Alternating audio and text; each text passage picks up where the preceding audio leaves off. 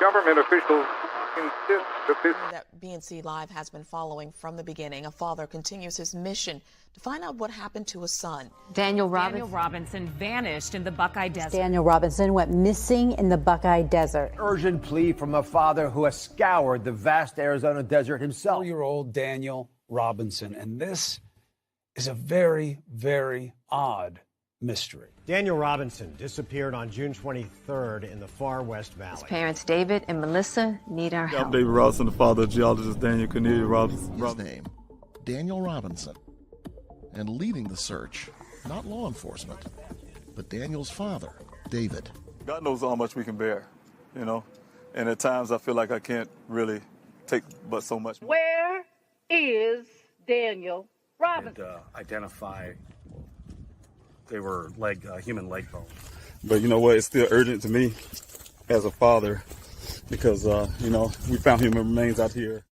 David Robinson had only one thought on his mind as he drove the nearly 1,800 miles from his South Carolina home to Phoenix. I had to find my son. I also want to thank the volunteers that come out here every weekend, volunteering their time. And, without these special people behind me, I wouldn't have a search.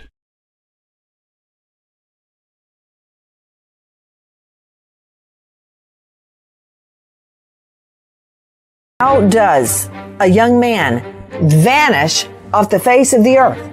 How does that happen? No record, no sightings, nothing. He's just gone. And when I say a young man, I'm talking about 25-year-old Daniel Robinson. He is the apple of his parents' eye. A young geologist, music lover, good looking, great grades, the works. So why can't we find Daniel? I'm Nancy Grace. This is Crime Stories. And his dad, David Robinson, is using the GoFundMe money to fund his own investigation and the desperate search for his boy, his son, Daniel Robinson, 25 years old. What happened to him? How did he just disappear? David Robinson, sir, thank you so much for being with us. Tell me when you first realized your son just hadn't called in a couple of days, that he was truly missing. Yes, my son, on the 23rd, I did get a call from my daughter. She also lives out in Phoenix. And at times I feel like I can't really take but so much more. But in his weakest times, David says it's the volunteers that provide him strength. Everybody know that I call them my extended family. And so this video is the same thing. We all here have one common goal, and that's to find Daniel and also to bring light what happened to other families. As the Robinsons' extended family light candles tonight, their collective light shines towards that day when their question is answered and Daniel comes home. Josh Sanders, 12 News. Hello, everyone. Dave Robinson here. I am the father of geologist Daniel Cornelius Robinson. Coming today to do a live stream. I haven't done this in a while, so I just want to welcome everybody who come out, who's here with me right now to watch this live, and we'll have a discussion. What I plan to do today is a little bit of Q&A. Of course, I haven't done that, like I said, in a long while. To talk about Daniel's case, that is very important for me as his father, trying to make sure I keep his awareness out there. Still trying to reach those person that may know something to be able to get some closures for my family. Also to make sure that we are keeping Daniel's story out to put pressure on law enforcement to continue the work that I have been desperately trying to get them to do. So this is a combination of that, as well as the fact that I have been trying to advocate and help other families. So I want to bring some awareness about the missing American cases, or missing American in a whole. The over 600,000 that go missing every year. Also, the fact that, you see this right here behind me.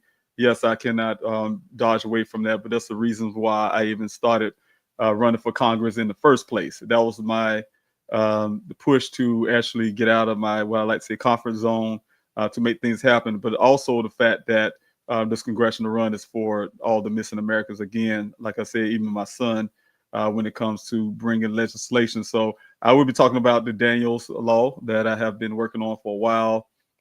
Something I'm really really want to see implemented in our country, and as well as my push with some of the legislators I'm starting here in South Carolina, and also pushing for Arizona, and of course because of this congressional run to have it done in the U.S. Congress. So again, I want to talk about a little bit of that, but again, also want to open up the day and answer some questions that many people may have about Daniel's case. As you know, it's been a long time. It's been a long time since I was able to answer a lot of questions. A lot of people just don't know about Daniel's case. I want to answer some of the things I've been hearing in the public that I haven't been able to. So we'll get into that. We'll deep dive into that a little. I'm going to spend a little time. It's a Saturday, so I want to, again, thank you everyone who coming in on a Saturday just to hear what I have to say. But like I said, going to spend this time on Saturday to talk about these different things I just talked about just a moment ago. So again, thanks so much, and please hang in here with me. I'm going to go because this is Warriors of the Missing as well. I started Warriors of Missing, meaning that, being that I'm a combat soldier, disabled veteran, and also a wartime veteran. I just want to make sure that, when I say Warriors of the Missing, keeping my boots on the ground, things like that, that's from my military experience, my military background. So here we go. Once I come back from that, we'll go ahead and start talking. So please hang in there with me and stay tuned.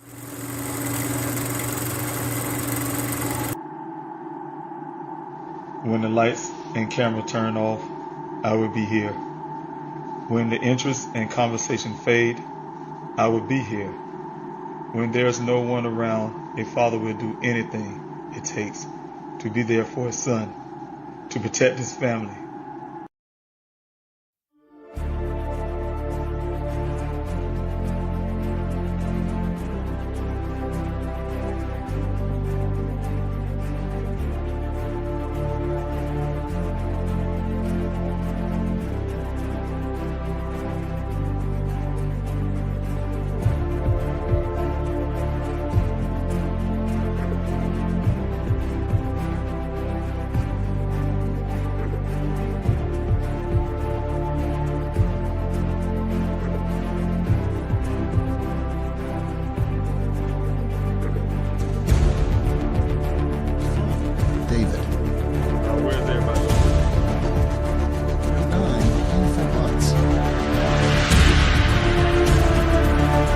Without these special people behind me, I wouldn't have a search.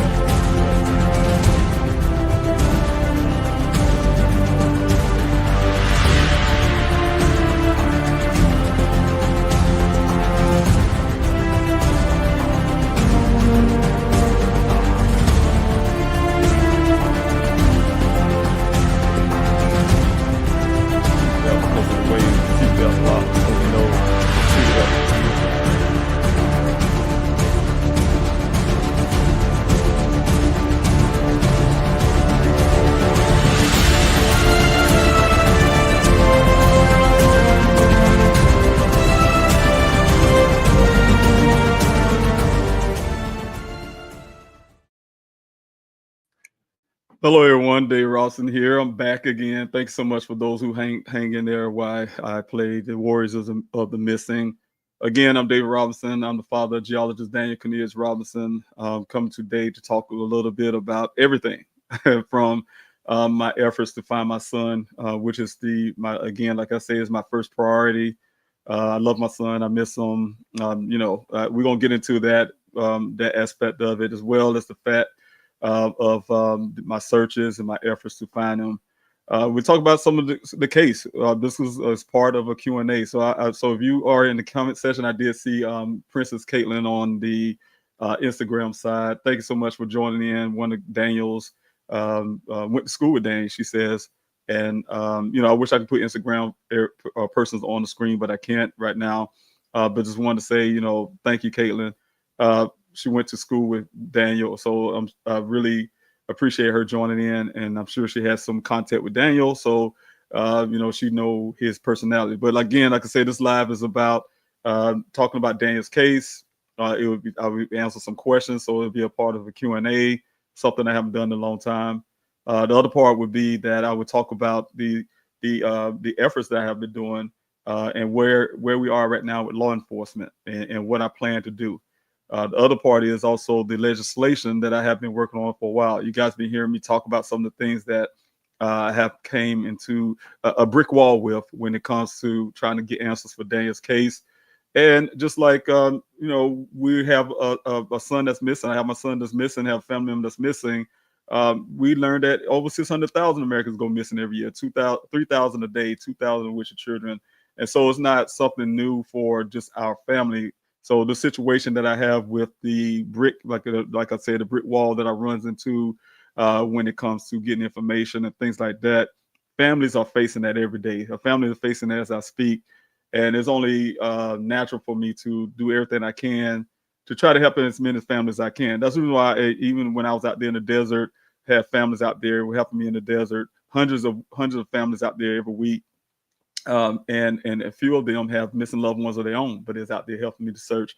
So I started my advocacy work to try to help as many families as I can. I don't have the biggest platform in the world, the biggest budget in the world, but whatever I do have, I try to make sure I take my time out and say, hey, look, I'm going to help as many families as I can, whether that's sharing their story to you name it, having these events and try to get families on. So those things are very important to me, and it's part of my heart, kind of thing that my family and I are part of. This is what we are. That's who Daniel is. Of course, that's exactly what I am. We could take a tragedy and help others. I've seen that with the Petito family as well, and some of the others. We have Kaya that we're missing, and some of the other family members that I have ran into. We have Katrina Overstreet. She's taking her work, her pain, and turn into advocacy work as well. So a lot of people out there just like this. So it's not new with some of what I'm doing, but what I'm saying is I took my advocacy work to try to help as many families as I can, utilize all the knowledge that I've gained over the years. I have never organized anything in my life before. I had to go search for my son. Organized over 50 weeks of desert searching. I mean, that's over 50 weeks, because that's only what's been you guys hear in the public, but we've been going out in the weekdays as well. I had the city searches that I don't talk about, so it's a lot of things that came along with that search, a lot of effort, a lot of groundwork, a lot of sweat and blood, tears in a sense, a lot of hard work. But what I'm saying is that I gained a lot of knowledge. I gained a lot of understanding of why a lot of times, we still have missing loved ones out there, especially in today's time with all the technology that we have. And you ask the question, why? Things that we're not utilizing, things that we could do better.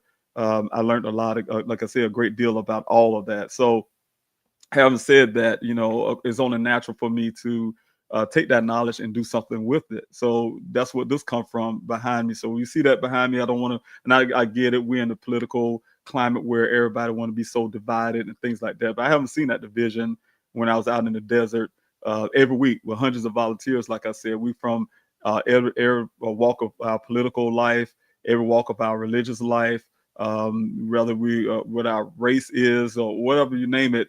It was nothing mentioned or no feel of that. We were all family going out to look for American scientists. And I really appreciate each and every last one of the people that came out there to help me.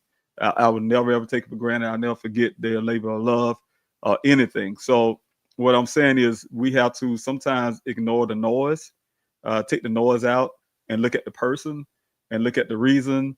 And that's what I'm here for, to talk about the reason. This right here is behind me. And the reason is because there's 600,000 Americans missing. Again, I have learned a great deal. So it's only natural for me to do my part and make something happen. I talked to telecommunication companies out in Arizona with the Arizona senator, and we had a meeting. I mean, every company that you are having your cell phone right now, I had a meeting with them, a big, large meeting with all those networks, and all of them the same. So I'm not gonna get deep into it right now, but all of them the same. I learned a great deal about it. I told them I'm coming through their back door. They don't know what that means. The back door is this right here behind me, meaning that if you're not going to make a change, I'll do it myself. And that's the kind of person I am. That's the attitude I have. That's the kind of father I have when it comes to law enforcement, when they want to put their hands in their pocket, in my view. I don't wait on anybody for anything. Like I said, I have the greatest. I'm not a millionaire. I'm a retired military combat soldier, disabled veteran, and I'm not waiting on anybody. That's not my nature. That's not who I am. And so, if I can help as many people as I can and along the way, that's exactly what I'm going to do. So, like I said, just hold in there with me when I brought that up. We're going to talk about Daniel's Law. Why I decided to try to do everything I can to get Daniel's Law passed. I'm starting here in South Carolina. I have a meeting coming up with a senator. I'm also pushing it to be out there in Arizona. And then, like I said, I have to run. I'm running right now for Congress. And if and I say when I win in November 3rd next year, I would take it to Congress as well. So it'll be my first bill that I've been working on, first legislation I'm working on, and something I want to make sure it's implemented. So again, if down the bottom of the screen you see 844-602-0660, that is the tip line for those who are listening right now. And you've been watching me for years, doing things like this podcast, pleading my son's case, telling you the pains that my family and I are going through. You know, any information that's going to bring closure for me and my family, please go ahead and be honest, and let's go ahead and do this. It's been 4 years. It will be going on 5 years, fast enough. Time go by really quick. It's time to clear conscience and everything else, help a family out. Sometimes they say, hey, go out on a limb and try to help someone. I'm asking you to help. If you know anything, utilize that number down on the bottom of the screen. 24 hours, 7 days a week, live operators, take your call. I paid for that service, and take your call. You can remain anonymous. And if you don't want to talk to anyone, you can also text the word tip to the number, and a form will come up, and you still can remain anonymous if you like. So again, I asking whoever or anyone that know any information to please come up and come forward and utilize the number that you see on the bottom of the screen. Again, thank you everybody for being here. All those who are on the Instagram side, I see some people coming in. I really appreciate you being here. Elisa, thanks so much for being here. Again, Princess Caitlin, thanks so much for being here. But yeah, thanks so much for your kind words. She says you may not be the largest group, but you are one person who is passionate and determined, and we will find Dan. Yes, we will. And thanks so much for the kind words. I will be here to follow this case and advocate for Daniel. Thanks so much, Princess Caitlin. Thank you. I appreciate that. Everybody else, thank you for Treetop Chaser. Thanks so much for being here. And thank you for your kind words as well. I see you. I see everyone that's on the Instagram side. And also I see you, those who are on the screen. So I'm going to run here on the screen really quick, and then we can go ahead and get into some of the topic that I want to talk about. And then also get into, like I said, the Q&A. I want to answer some questions. So thank you so much for being here. Good riddance, darkness. Thanks so much. Them people know I say people loosely, because anyone who takes someone from their family is a monster. I agree. Thank you so much. Good riddance again. I really appreciate you being here. Thank you for being here. Also being Blaze when you come out to Arizona. Again, I will be with you again, and I really appreciate it. You say you've been out there before, and I really appreciate it. You know how I feel about everybody who come out to the searches. We are family, and again, that's exactly what I was just saying earlier. When we come out to the searches, no one actually look at anything but the fact that we are family. We're there together, and we're there for a common cause, and that's to find American scientists and a son, someone's grandson. And the beautiful part that has always been the thing that always got me to my heart is the fact that you, Mr. Blaze, people like you came out there to the searches, don't know Daniel, don't know me, but you showed your love and come out anyway. You spent your gas money, your time.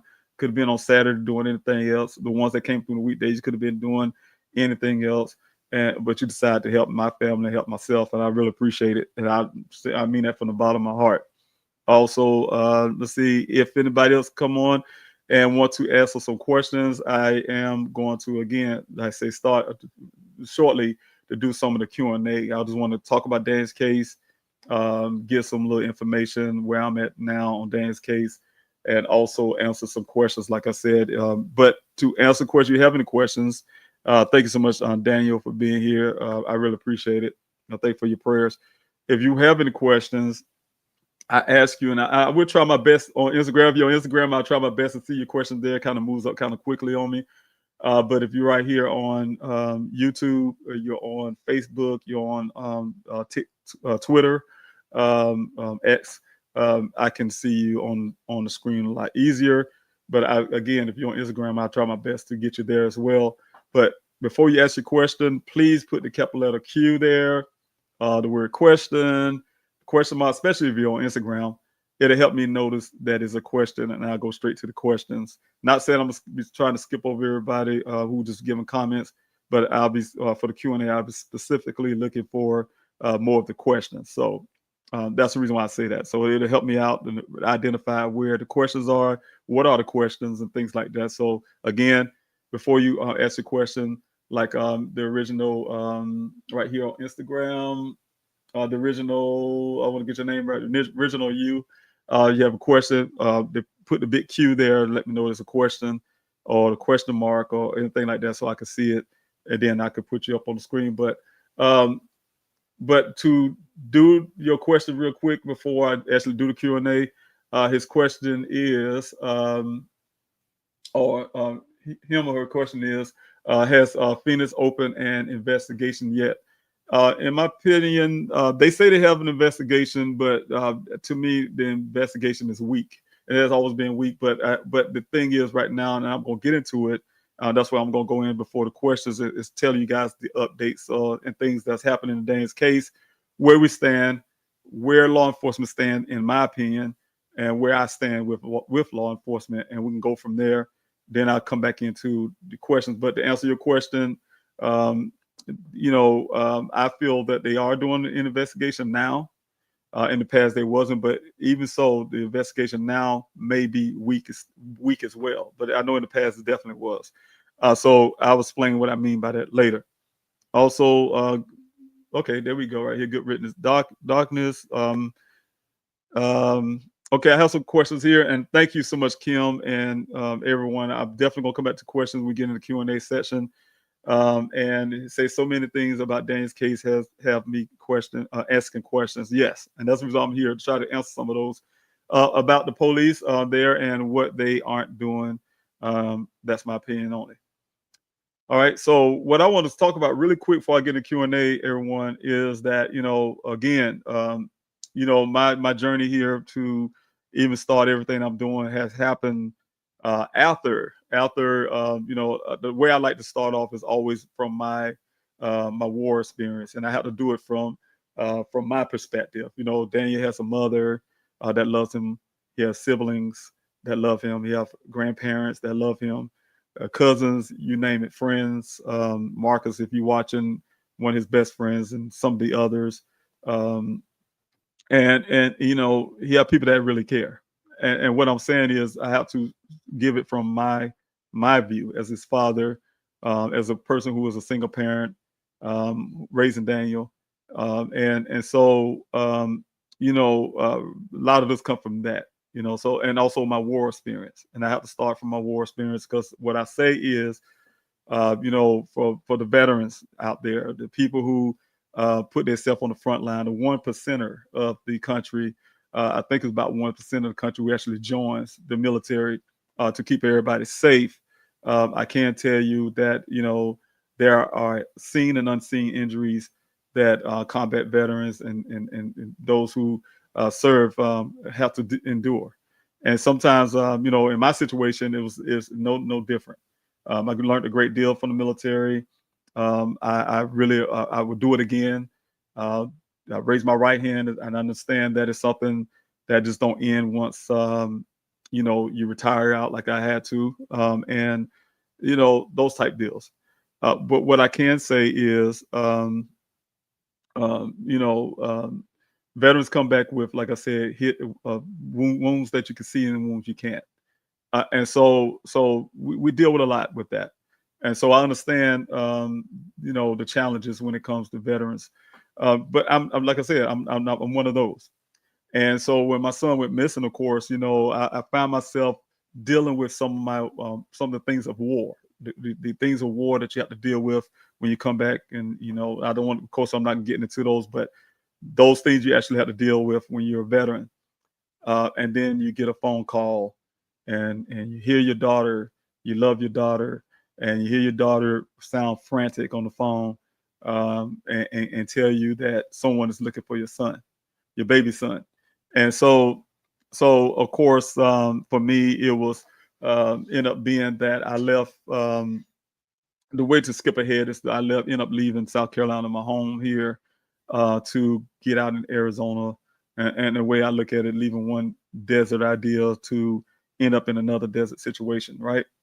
The desert of Afghanistan, for instance, and then the snoring desert of Arizona, the way I like to look at it. But what I'm saying is, of course, we definitely, and I'm not going to go to detail, but you guys can look at all the videos I have on YouTube here, and you can learn a lot about Dan's case from my perspective.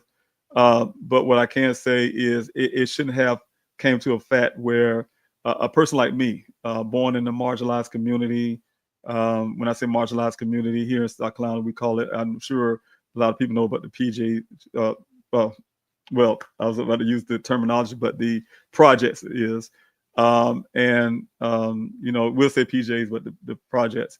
And so I grew up in the project. I grew up in the marginalized communities, and I grew up with police violence before we had, you're gonna tell how old I am, but before we had the kind of cell phones to always hold it up. People weren't holding up cell phones then.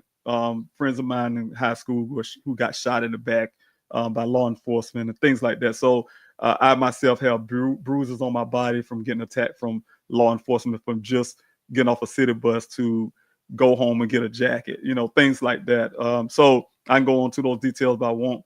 But what I'm saying is I had a great understanding when it comes to the language of law enforcement. So when I heard them say, Daniel's a grown man, he could disappear if he want to, without actually having had a conversation with Daniel, without them having the knowledge that I have as a single parent with Daniel, know the way he thinks. They didn't hear Daniel come to them and say, hey, I want to disappear on my own, but they took it upon themselves to make that opinionated statement from a stranger, a person they haven't met, to say that he's a grown man, he could disappear if he wanted to, like as if Daniel wanted to. When I heard those languages, I heard the fact that they denied the search that I asked them to do with the helicopter, you name it. Those things pushed me to the level where I had to make the decision to drive that over 2,000 miles to get to Arizona, to go do it myself. And so some people would say, why you didn't catch a plane? I didn't think about that until I got over the other side of Atlanta, Georgia. I could have easily gotten on a plane and flew to Arizona quicker, right? That's a natural instinct for me, because before I ended up in the military, I used to drive trucks for a living. So driving, getting on the road, it is a natural instinct for me, and that's what ended up happening. Grabbing everything I can and just start driving. And so, nevertheless, I made it to Arizona. In the meantime, of course, like I said, I already put the missing person report in. Oh, yeah, and I want to back up really quick, because I heard something the other day, and I'm not going to put his name out here on Spear, but I hope he's watching, because I am going to answer the question. If you're watching, I am going to call you. I'm going to answer the questions that you have for me.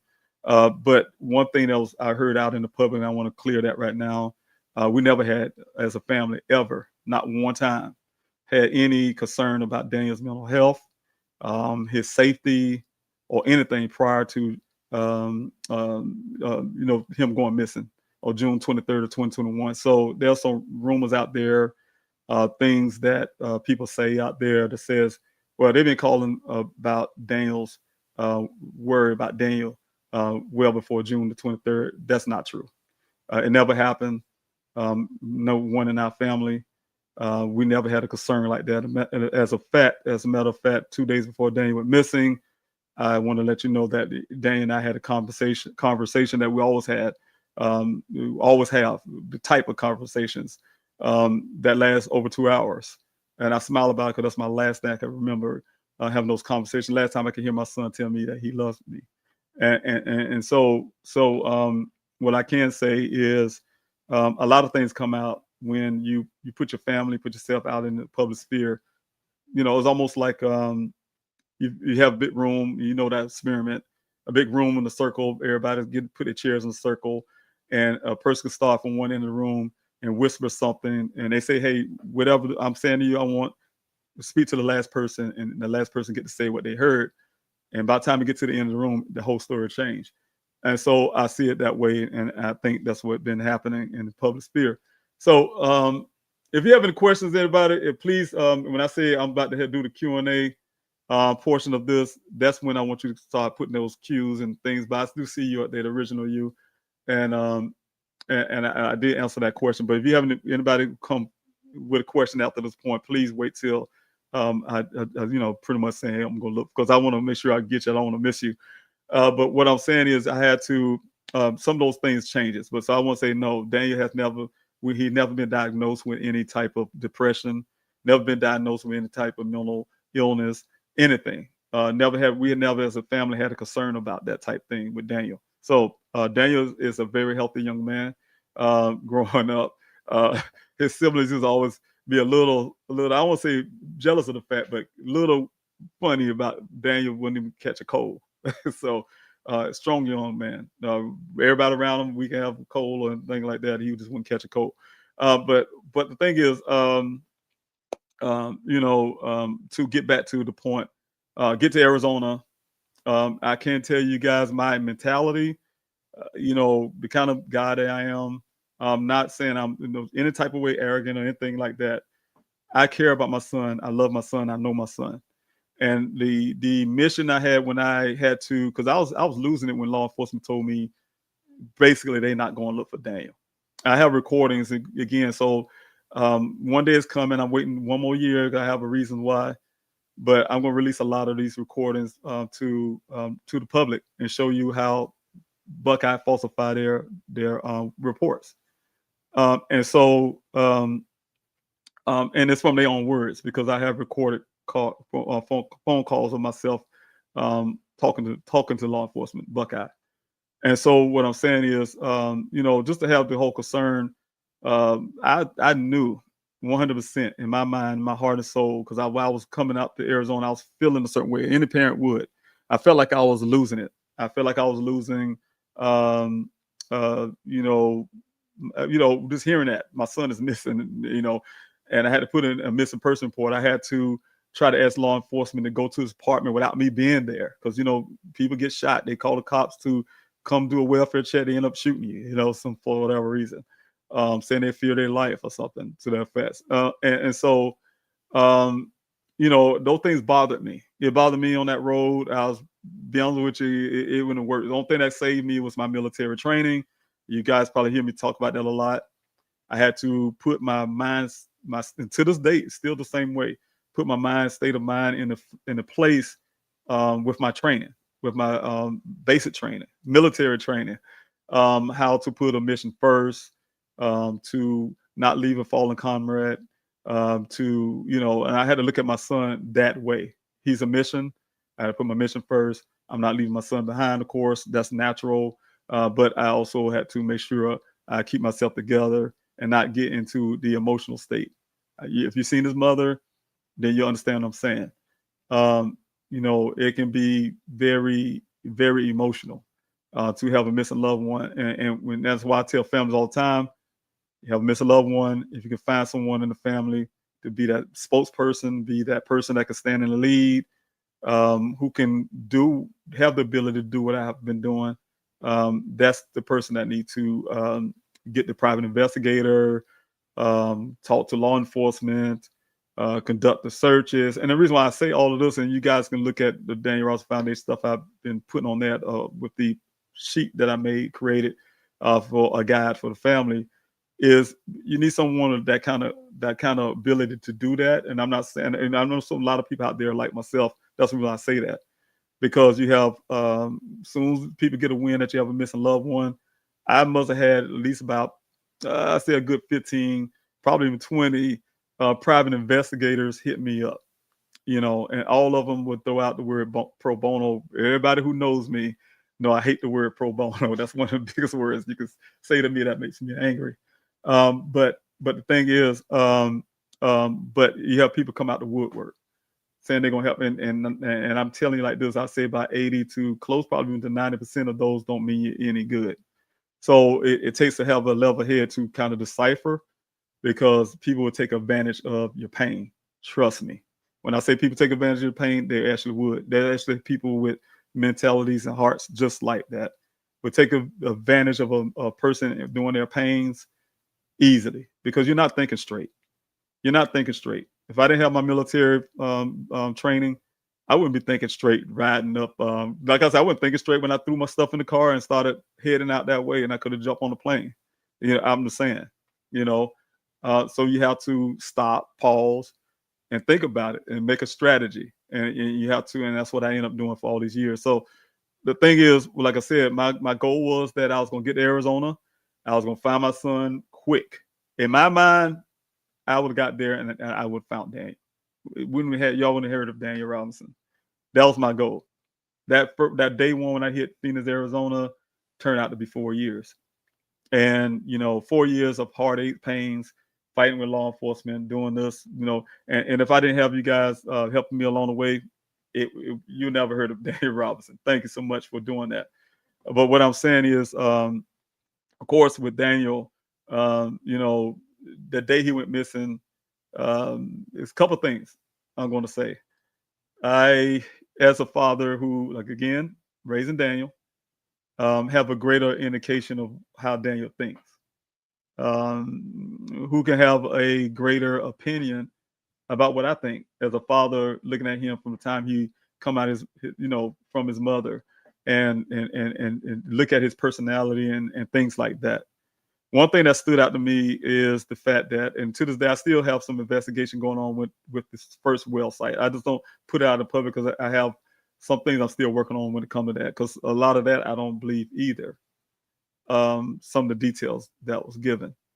The first well site, Daniel took pictures of the logs. And I want to back up a little bit about Daniel for those who don't know about Daniel's story. Daniel is a young man born and raised here in Columbia, South Carolina. We are natives here.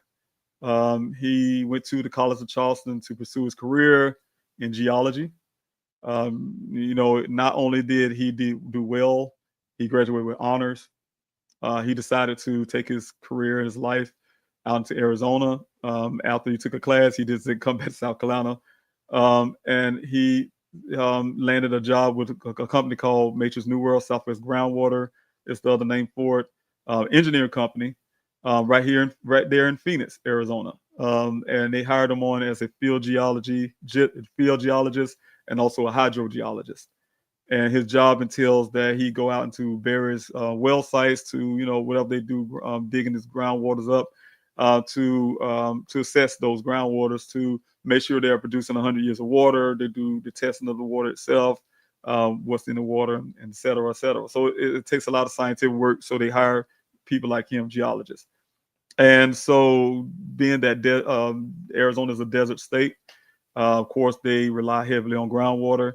They rely heavily on the Colorado River and things like that. They have an aqueduct that runs through those type things to get their water into places like Phoenix, Buckeye, Goodyear, some of these other places. But what I'm saying is his job is very important for that state. So I'm really happy for him. He loved Arizona. He loved living there. Geologists would love that. They love pretty rocks. He had his rock collection and all that kind of stuff, what geologists do. Daniel's personality, very friendly. If you guys ask the young lady I just spoke about, some people that know Daniel, very friendly young man. You'll love him. Very people-oriented, family-oriented. I always give the story about when Kobe was here, for instance, this travel just to go see his grandparents and very close to his family. And also, like I said, just this friendly person that he is. So, and adventurous, his entrepreneur spirit, things like that about Daniel. I miss those. His inquisitive. He always asks me questions, want to learn, know more things. His plans was to travel, to learn about other people's cultures. start his own business. Once he get all the knowledge he can from Matrix New World, start his own company, be a millionaire before he's 30. He have all these dreams, aspirations. So these are things I know about my son. So when it comes back to that first well site, they say he was there at this first well site. I can tell you guys there's a lot of things that was questionable about it, that I will talk about that one day in the future, I'm sure, or it will just come out for you guys. But we're gonna go with the stories. He went to first well site. For those who don't know Dane's story, that's right there in Buckeye, Arizona. It's off of Verado Way for those who live in Arizona. And he went to the first well site to do an assessment, what they say, of this well site, to get, I guess, some information. But Daniel took it upon himself also to take pictures of this law for whatever reason, and I can't get into that, but I have my thoughts about that. But nevertheless, he was assigned to go to the second well site as well. In Buckeye is off of Sun Valley Parkway, Cactus Road. People who know about that part. Those two areas, that groundwater, they're connected. So, of course, those two areas of point of reference they need to put the whole big picture together of how the groundwaters can produce the 100 years of water, recharge itself, all this kind of scientific stuff. But he's supposed to go out to the second well site to meet one other person. Name is Ken. He works for a company called Weber Water Resources, and he's a driller.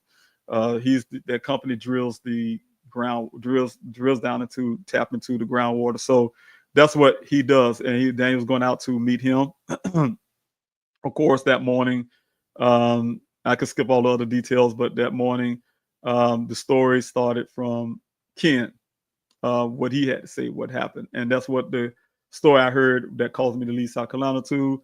The story I heard when I got to Arizona. When I met the first person I wanted to meet when I got to Arizona, of course, was Ken.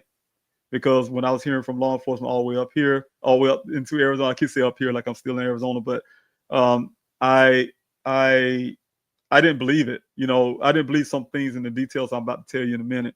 I didn't believe some details about it because it didn't sound like my son. It didn't sound like his decision-making skills. It didn't sound like something he would actually do. So what I was thinking the whole time driving to Arizona is I need to meet this guy. And what law enforcement told me, he said, I want to hear him say it. I want him to look me dead in the eye from man to man, father to, if he's a father, to tell me something different about my son that I don't know about myself. And I'll be honest, that was my attitude towards that. I want to hear from this guy. He's going to have to look me in my eye and see if he's lying. I have to, because it didn't sound like Daniel to me. And so, not his personality. And so, of course, like I said, the story is that Ken said, from this perspective, Daniel met him out on Sun Valley Parkway, outside of the desert area that they're going to be working at, and on the shoulder of the road into the gate. They talked for a brief second. He been looking up and down. He mentioned somebody's boots and some little things. He said my son followed him into the desert, follow him 1 mile west, 2 miles north, to get to this well site, the well site that they were going to be working at. They got there at 9 o'clock in the morning, and once they got there on the well site, he said Daniel was acting odd and strange, saying some things that didn't make sense to him. He was saying that he wanted to go back to Phoenix to rest, asking me to want to go back to Phoenix to rest. And I want to point this out real quick. Daniel do not live in Phoenix. He lived in Tempe.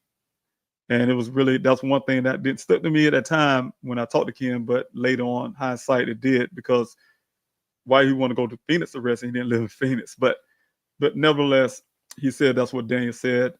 He said that when he was saying things that didn't make sense to him, he said he took it upon himself to try to look into Daniel's eyes to see if his eyes dilated. I couldn't imagine Daniel allowing him to even look at him that way without there being any kind of something said, right? Because no man is going to be looking in my eye, or whatever. So the thing is, he said that Daniel had that brief conversation about the weather, and he said something to the facts of, it was one part of the story you can hear. One version says it's about to rain, Then the other version said it was raining. That's why it's one of those discrepancies. But the fact is that, he said that he had a conversation about the weather. After the conversation, the whole conversation total lasted about 15 minutes. And since Daniel was there from 9 o'clock to 9:15, Daniel waved at him, got in his vehicle, and drove off to never ever be seen again. He said, you can have two different stories, because I can tell you what he said to me, and then what this is point of view from law enforcement and him. But when it comes to what he told me, I can kind of add that in too, personally. Not only did he tell me that the story I'm going to tell you, I also had witnesses. I had my daughter and someone else with us who actually heard him. I had wrote these notes before law enforcement was supposed to ask him about the things that I had told them about that he said. I had wrote these things. And so I wrote at the time that he was actually speaking. So it wasn't something that was done like way after. It was written right before I talked to law enforcement. So right there, you could probably see the pictures that I have. So you'll see a pad in my hand when I'm talking to Ken. I shared those pictures many times in public. Pictures there where you can see me actually writing those notes. So in other words, what I'm saying is I was writing word from word what Ken was saying to me at that time. So it wasn't no mistaking what I'm saying, that he said those are things that he actually said to me. And it was contradictory or extra, you could say, than what he told law enforcement before what I heard coming up from South Carolina. And so what I'm saying is his story was to law enforcement that Daniel drove off around 9:15. He, after some time, I guess, he says, and that's the kind of time thing too, he said that he decided to go look for Daniel. And he knows that Daniel's tracks, he followed Daniel's tracks. He said after, because it was raining, he saw Daniel's tracks, the fresh tracks or whatever to that fact. He drove back 2 miles south to get to a T-junction. T-junction is where, if you guys can remember what I just said, he left off Sun Valley Parkway. They was going out west, 1 mile west, and then they hit a little T-junction area. Then they went 2 miles north to get to this well site. Well, he drove to 2 miles south to get to the T-junction. And at the T-junction, he said he noticed that Daniel's tracks went right instead of left. Because if you go in the opposite direction, you can tell which direction the person go to get back to Sun Valley Parkway where they first started at, right? So he said that Daniel's tracks went right instead of left, going west out into the desert. And then that was the end of the story. That was the end of the story.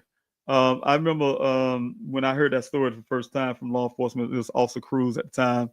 I don't know anything about Arizona. I don't know. I've never been out there. Last time I've been in Arizona, I used to drive trucks, and I drove trucks in Arizona, like Phoenix and things like that. But that was just to go to a terminal. Anybody know about Swift Trucking? I used to drive for a company back in the day when I first started driving. Was Swift Transportation is the name of the company, and they had a main hub was in Phoenix, Arizona. So I had to go pick up a new truck one time, and I had to stay there for Phoenix for a little over a week to wait till the truck get the letters put on this brand new truck. Make a long story. So I know very little about Arizona outside of while I was there during that time, was I was actually doing work to doing work, local work. And so I didn't know a lot about Phoenix. I just knew that I was there for that reason. But when Daniel went missing, like I said, I've been hearing the stuff from law enforcement. I couldn't navigate in my mind what they were talking about. I never heard of Sun Valley Parkway, never heard of certain things.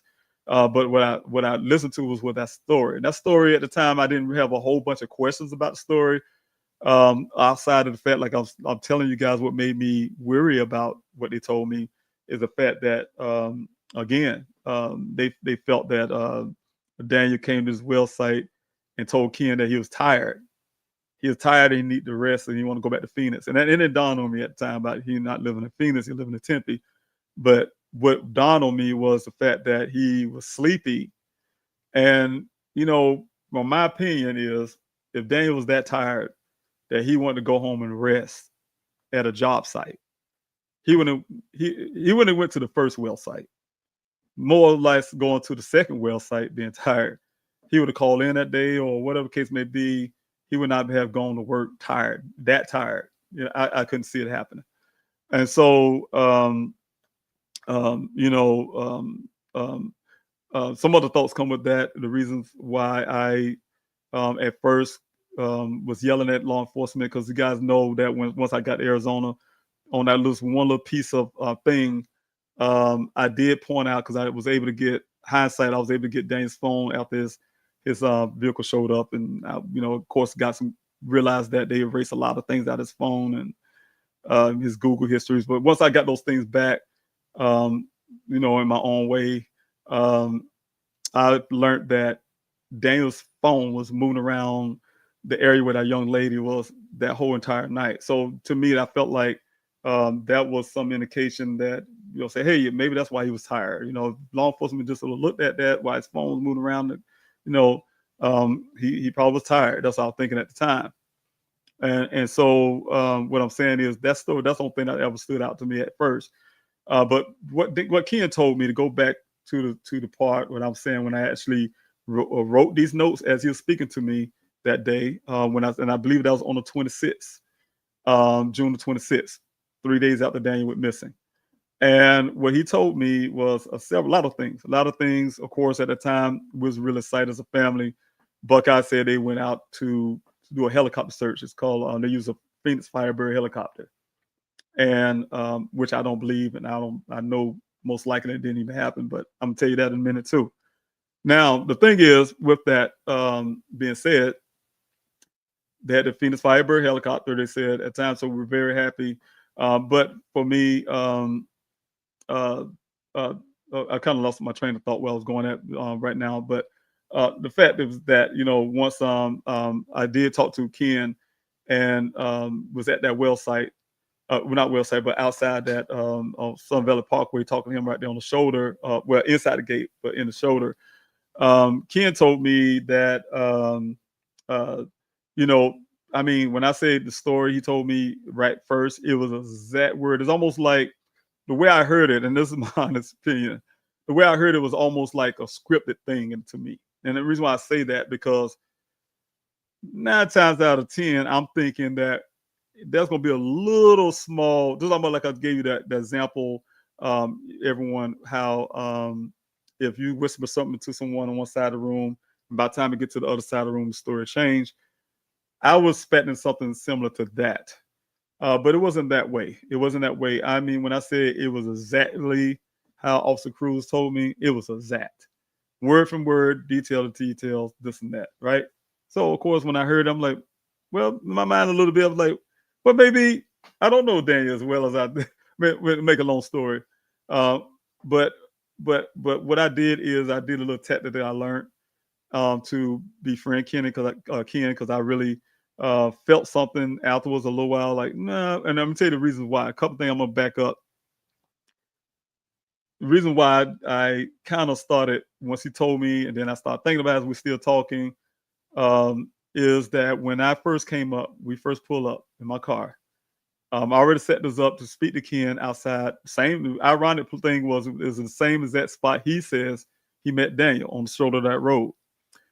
I pull up there, let Matrix of the New World know that I was out there, and because Ken's supposed to met me on the shoulder road, he wasn't there. So they called him and told him I was there. Right. A little while later, we see a pickup truck come out of the desert. I mean, the smoke coming up. He come to the gate. Well, we thought it was him, because I was parked at the gate. He came. This guy got out of the pickup truck. It was a white pickup truck. He got out. Big old heavyset guy. And he kind of looking down at the car. I have really heavy tint windows on my vehicle. He looking down at the car. I got out of the car, introduced himself, said, "How you doing, Ken?" He said, "I'm not Ken." He wouldn't tell me his name. He said, "I'm not Ken." He said, "Who are you and what you want with Ken?" I told him, "Look, I'm Daniel Ross's father. Come to talk to Ken about, what he, to hear from him. Because he kept asking me what I want with Ken." So I just told him that. And so he said, "Well, you know what? I could take you to Ken." Okay. Where is he? Oh, he's at the well site. He's at the well site. Well, how far is it? Because I had my daughter there and I had another young lady there as well. How far is this well site? And he literally told me, oh, it's about 20 miles in the desert. 20 miles now, 20 miles, And I say, 20 miles, that's crazy. Well, might be a little short of 20 miles, about 20 miles. I'm like, oh no. I say, man, I'm not leaving my daughter and, person right at the gate, these two women at the gate. This is not going to happen. They come on. He tried his best to get me to get in this pickup truck for whatever reason. He had like a bunch of food trays on his passenger side on the chair. He was knocking it all off and trying to get me to get in there. I said, no, that's okay. I said, you can tell Ken to come on up. So what he ended up doing is get on his cell phone. He called Ken. He was talking to Ken, but I think he thought I was in earshot of hearing their conversation. So he told Ken to hold on. He got in his pickup truck. He pulled forward. They finished their conversation. He backed up, got out and said, well, Ken is on the way. Got back in, drove off. I say about a good 10 or 15 minutes later or so, Ken showed up.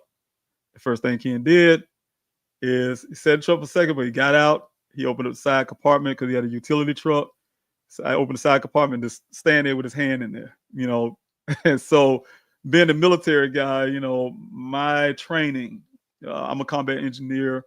I'm a combat soldier. We're trained to watch hands. I'm a gunner and things like that because I have to deal with a lot of crowds. Of course, you guys know being a gunner, your responsibility is to the personnel on the ground. For those who military, you know what I'm talking about. And a lot of times we deal with a lot of people in Afghanistan. They dress alike, and the Taliban can be mixed in there. And so your job is to watch movements, hands, and things like that. So what I'm saying is I had that going on in my head when Ken had his hand sitting there in that compartment. I was thinking he had a weapon. So I just saw something I wanted to make sure I saw in the chats. But so his attitude at the time was he was on the defensive. He had that posture on defense. And then when I talked, he said, I told him, hey, look here, I'm here to just ask questions, basically. So he felt comfortable. His hand came out of the compartment. And if you see on the pictures I showed you guys plenty of time on these lives, we had a conversation. He told me, again, he started first, verbatim to what law enforcement said. Second time, after we had a little extra conversation, he started, because I asked him, were you still at the well site, after Daniel went missing, basically. He said, oh, yeah, I was here every day. Because I was really at that point then inquiring about this helicopter search. Because they denied that search at first. My auntie, by the time I almost made it to Phoenix, my auntie, she called and she was really excited on the phone, said, hey, Buckeye said they put the Phoenix Firebird in the air. We don't know what Phoenix Firebird meant. We just saw that. I saw this in my mind, some fast helicopter. Phoenix Firebird, because it's called a Firebird, and so and they went to go look for Daniel. Make a long story, I was really happy about that, and I was just coming into Phoenix. So that was the first thing I want to ask about, because for some reason that story didn't sound right to me either. But when I asked Ken about it that day, and he said, I said, you've been here every day since Daniel. He said, yeah, I'm here every day, and working. And so I said, okay, great. You was here when law enforcement said they came to the well site, and they had this Phoenix Firebird helicopter flying over looking for Daniel. He said, no, I ain't hear no helicopter, and no cops didn't come to the well site. That he told me. So when he told me that, my mind like, okay, is the police lied to us as a family? And so, of course, I wrote those down too, because I was writing notes. And then after a while, he said something to the effects of, if I only knew the mannerism of your son, I would have known something to the effect, known better or something to that effect. Then he said, then he went back over the story again. He said, I followed Daniel's tracks. I stayed left of the tracks so I wouldn't disturb them. And he said, because I know law enforcement was gonna come looking, and this thing gonna go national. That he said, and I wrote that down too. I'm like, what do you mean by law? I know law enforcement come looking. That part that's set with me, but the national part, this thing would go national part, to me was weird to me. But then he kept on going about how he made it to the T-junction, as he said before.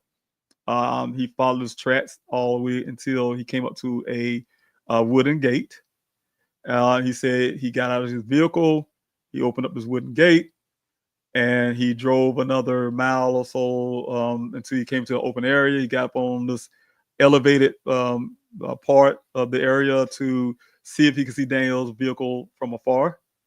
And then he said he started, for whatever reason, painting these rocks with red paint. That he said, I've been spray painting these red rocks with red paint, so law enforcement can know where to come look. That's exactly what he told me. So I wrote all the stuff down. I gave it to Detective Biffin, and the only thing he said to me was, "That's what he said to you," and they haven't investigated or do anything to this date about it. So his word, period. So those things have stood out to me, and I'm telling you the reason why hindsight now, Ken's initial story to me. Forget what Buckeye put on the report and forget what, this is what he told me. The problem is with me is if you was to follow, and I really don't believe that vehicle. I believe my investigator, that vehicle wasn't there for 30 days. We have someone who listened to me right now, I'm sure, believe the vehicle was there at one point and moved away and put back there again. And that might explain a lot of things too, what my investigator found. But the point is, if you follow the story, and you guys listen to what I'm saying, and follow real close. I even drove it myself. You guys watch what I've been doing over the years. I'm investigating my son's disappearance. I couldn't rely on law enforcement. I had to do my own investigation. I hired a private investigator on top of it. And many of you don't know, I had other private investigators too that you don't even know about. One, all he focused on is human trafficking. The other is from a different perspective. He was helping me do my investigation, give me a lot of advice of what I should do. And so I was really deep into investigating what's happening with my son. So what I'm saying is, if you listen to Daniel's Ken's story, Ken was saying that at that point, if you follow him, exactly what he said, and I showed you guys on the video after a search. I was out there in that desert by myself. I did the video to show everybody what I see. Stand left of the tracks, which was hard to do and impossible to do because of the terrain, the way the narrowization of the trail that leads to that well site and beyond. You cannot ride left or right of anybody's tracks to preserve them. The other part is I was showing that a lot of people travel there to that well site, obviously. And I showed you guys from my searches out there and people on the terrain, how long those tracks stay out there. Rain, shine, sleet, or snow, and it barely even rained anyway in Arizona. It's a desert state, and we was out there in the desert. The other part is I showed you guys the weather report that day. It didn't have weather or rain for that day. So there's a lot of things. But anyway, the point I'm making is we listen to Ken's story and you actually follow that story he told me, is that, yes, he followed to the T-junction. But once he got to the T-junction, there's a couple of things that's inaccurate about that too. When he said it, he followed Dan's tracks going to the right. He said it went straight out into the desert. It can't go straight out in the desert because that trail that you drive actually veers off to the south. It goes west for probably a few hundred feet. Then it started going to the south. So when it goes to the south, it goes towards a infrastructure that's there, the electrical grid area that have power lines that goes into these cities to provide electricity.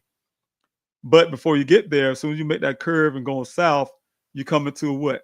A wooded gate. And that's his story, hindsight, before I even know all of this stuff, right? Before I had my searches and all this, you come to a wooden gate. So that's the wooden gate he's talking about. He came to, right? So one thing that stuck out in my mind, if you saying Daniel, a smart, intelligent, honor student, geologist, who's never been out in that area, but know that he didn't go through a wooden gate to get to this well site, decided to get out his vehicle, because you can't just drive through the gate. You literally had to get out the vehicle, get out and unlock the vehicle. Unlock the gate at that. There's a wooden gate. I know the gate now because we use it a lot. You unlock this wooden gate and they have a sign, shut the door pretty much. And there's almost no trespassing sign at one point because they talk about the cattle, because they have cattle. They want to keep the cattle in certain places. And so he literally had to get out, ignore the signs or whatever the case may be, and say to himself, I can remember coming through this gate to get to this well site, right? Any logical person know that a person run to a wooden gate, they be like, oh, I must be going the wrong way, turn around. So they want us to believe that Daniel opened his gate and then he drove through the gate because Daniel, Ken said that's what he did. He opened his gate and he started riding another mile or so. Now, the other part of that is he said he came out to an open area. And if anybody who's been out in that desert with me in these over 50 weeks of desert searching know that an area that I utilize a lot. Once I found out about this area, we call it a quarry. The quarry area. People who familiar who hear me talk right there know what it is. What it is an open area. We call it a quarry because it kind of go down into like a bowl shape. And in that quarry is wide open pretty much where people, when they come into my searches, because we try to find ways to, because I have hundreds of people come into the searches at times. And that means hundreds of cars. And so to be able to put everybody into an area, that quarry area is a real lifesaver for my searches. And so to get people who have regular cars, who don't have the 4x4 vehicles, etc., utilize this area. And so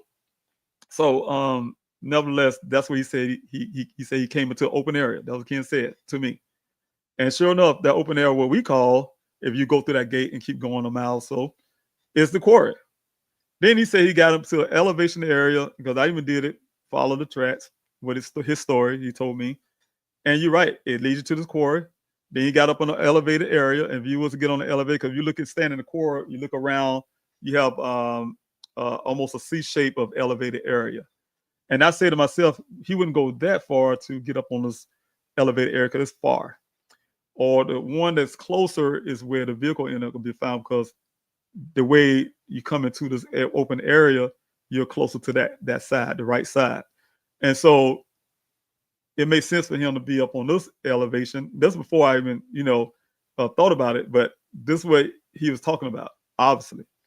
So if you was to follow his exact story, the way he given to me, it would take you to that place where the vehicle eventually is going to be found on July the 19th of 2021. But at the time, of course, I don't know all of that. That's before the vehicle showed up. So the thing is, that's a story that Ken gave. The second thing is for my family and I, my daughter especially, who was a big instrument to my coming out to Arizona.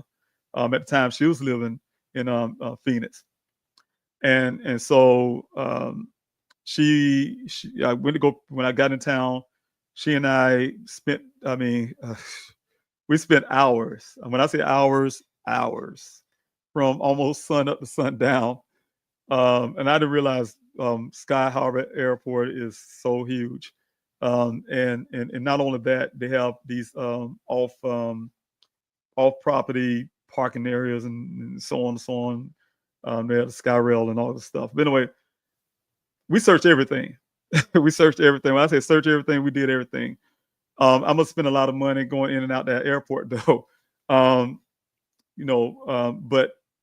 we searched everything, and the goal was to do something that we don't believe, and do our due diligence. Basically, is to check every parking space, because she knew what Daniel's vehicle looked like. I didn't. I never seen it before, and to other than the picture he gave me, so we checked everything to make sure that somehow he did skip town or something. I don't know.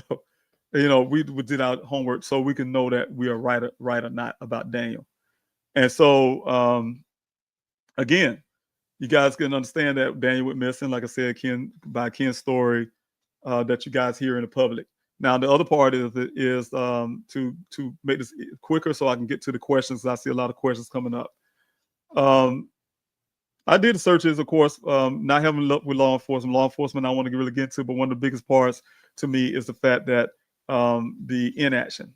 To the date, to go to the helicopter real quick, the Firebird, to this day right here, it is, what's today's date? The 26th, right? 26th of July, 2025. And we still don't have proof this helicopter ever flew. And the reason I say that, because I put in a FOIA request because I didn't believe their story at one point. Buckeyes started losing trust in them. So I went to had to go to Phoenix, and Phoenix Fire and Rescue. That's their part of their fire department, police department, all that stuff. And I put in FOIA requests, and they first told me, this is what they first told me: we don't have a record of it. But then they got wind of that I was the father of geologist Daniel Cornelius Robinson. Then they said, changed the story, said, well, we're still looking for it. We're still looking for it. And every time I check, even I checked earlier this year, they're still looking for it. And so, and put that FOIA request in, I think that was the end of 2021 or the beginning of 2022. And here we are, 2025, and they're still looking for it because it don't exist. The second part to that, when I started going over my information, and that's another thing I'm telling families: please record things, write it down, write the officer's name, what time you spoke to them, all those details. Trust me, it may be painstaking, but it'll come in handy. I end up going through old files and things, and I'm still going through old files and things because of another project I'm doing. And I'm finding some information that been forgotten about or overlooked, or, it happened so fast because things happen really fast when you look for your son. And I had to go on the news media and all this kind of stuff. Got Daniel's story on the national stage. You miss things. And so while I was missing things, I went back and I found a few things. One of the things is Officer Birchfield or Birchwood, I can't say his name, but anyway, he literally told me, I was listening to my conversation with law enforcement. He literally told me he was on the computer tapping that day when they claimed they did this helicopter search. He couldn't find it in the computer. I talked to another officer, a female officer, the same thing. And she was putting in the request for after that fact. And I say, well, I thought they did this helicopter search, basically. So it's a lie in the Buckeye Police Department's report based on what I know. And so the thing is, I felt they didn't want to spend money to go look for my son. And we kept harassing them about it. So they just make us feel like they did. And so that's my opinion about it. So the thing is, to go back to this whole thing with families, when we look for our loved one, the first thing we ask for is cell phone pings. That's common sense. We live in an age of technology. If someone today, Saturday, was to go out to a Wells Fargo bank or some bank and rob the bank and get away, you best believe the FBI, whoever in charge of that, will go to cell phone pings, to cameras, to whatever, and find this person for that money, right? Because we'll find that money is worth more than people's lives. And we have a lot of people go missing every year, every day in this country. And so we asking for things like cell phone pings. The first thing, as soon as I ask for, well, we're going to be able to get cell phone pings. Why? Because it's not a criminal case, and if we was to go to a judge would not give us a warrant to get. Okay, well, show me video of y'all have these cameras on the street corners. I mean, a lot of cameras. You guys go to your cities, you'll see cameras on at the lights to see if you run the light. Again, if somebody robbed the bank, they can trace that person from the time they got up that morning, brushed their teeth, to they getting their buddies together, or whatever case may be, what vehicle they drove in, which one they swapped, whatever vehicle they got, and got to the bank, robbed the bank, when they left, what vehicle, that they could trace all of that down for that money. But somehow, when I asked for the video footage of Daniel driving from home, from Tempe, to get to the first well site, to show me some movement, they claim they don't have it. They said the cameras weren't working or something to that effect, and they told me also that the cameras don't stay on. That's what they told me. The cameras are not on. They don't stay on. But then they came back later and gave me a still picture of Daniel's vehicle at one point a month before Daniel went missing, when he was going to see his sister in California on the interstate. And so that was very upsetting for my family and I, because I couldn't understand why you can't get those things we asked for. Then we say, okay, his mother brought it to our attention that Daniel had a Uconnect in his vehicle. It's almost like an OnStar system. And so to date, they claiming Daniel didn't have a subscription. I can't prove that, but his mother made it sound like he did because she the one brought it up. And so maybe we can get information from that. Brought it to the detective, Buckeye. They said they'll look into it. They came back to me and say, well, their first story was that they couldn't get information from it because when they went to go to OnStar or whatever, and they went to the people or whatever, they said that his OnStar showed a zero grid, zero information. I mean, he said the grid was blank. We was able to access it, but it was blank. And I asked him what that means. He said, well, they said that somebody either tampered with the system, or it was the battery was disconnected from the vehicle. Then they told me later it was. Then they changed the story now and said something that he didn't have a subscription, and the reason why we had to start our own subscription, and it came up. They changed the story because that's not the original story they gave me. So whatever, it's like everything we asked for to try to track Daniel's movements, it somehow was a reason why we couldn't get it. And people know that we also asked for, started asking for, I said, well, the day before there's something that happened. He went to the Waffle House and blah, blah, blah. We asked for that information. They ended up giving me still pictures. Then when I went to go investigate, because I investigate the cops too. Don't get me wrong, you guys. When I went to go investigate what they gave me, I talked to Waffle House. They had me to call the corporate office in Atlanta, Georgia. And to make a long story, of course, they would not give it to me, but they say we don't give law enforcement pictures. We give them video copies. And so, but they gave me a picture, and then when I look at it, the picture they gave me, it don't make sense about a lot of stuff, timestamp wise.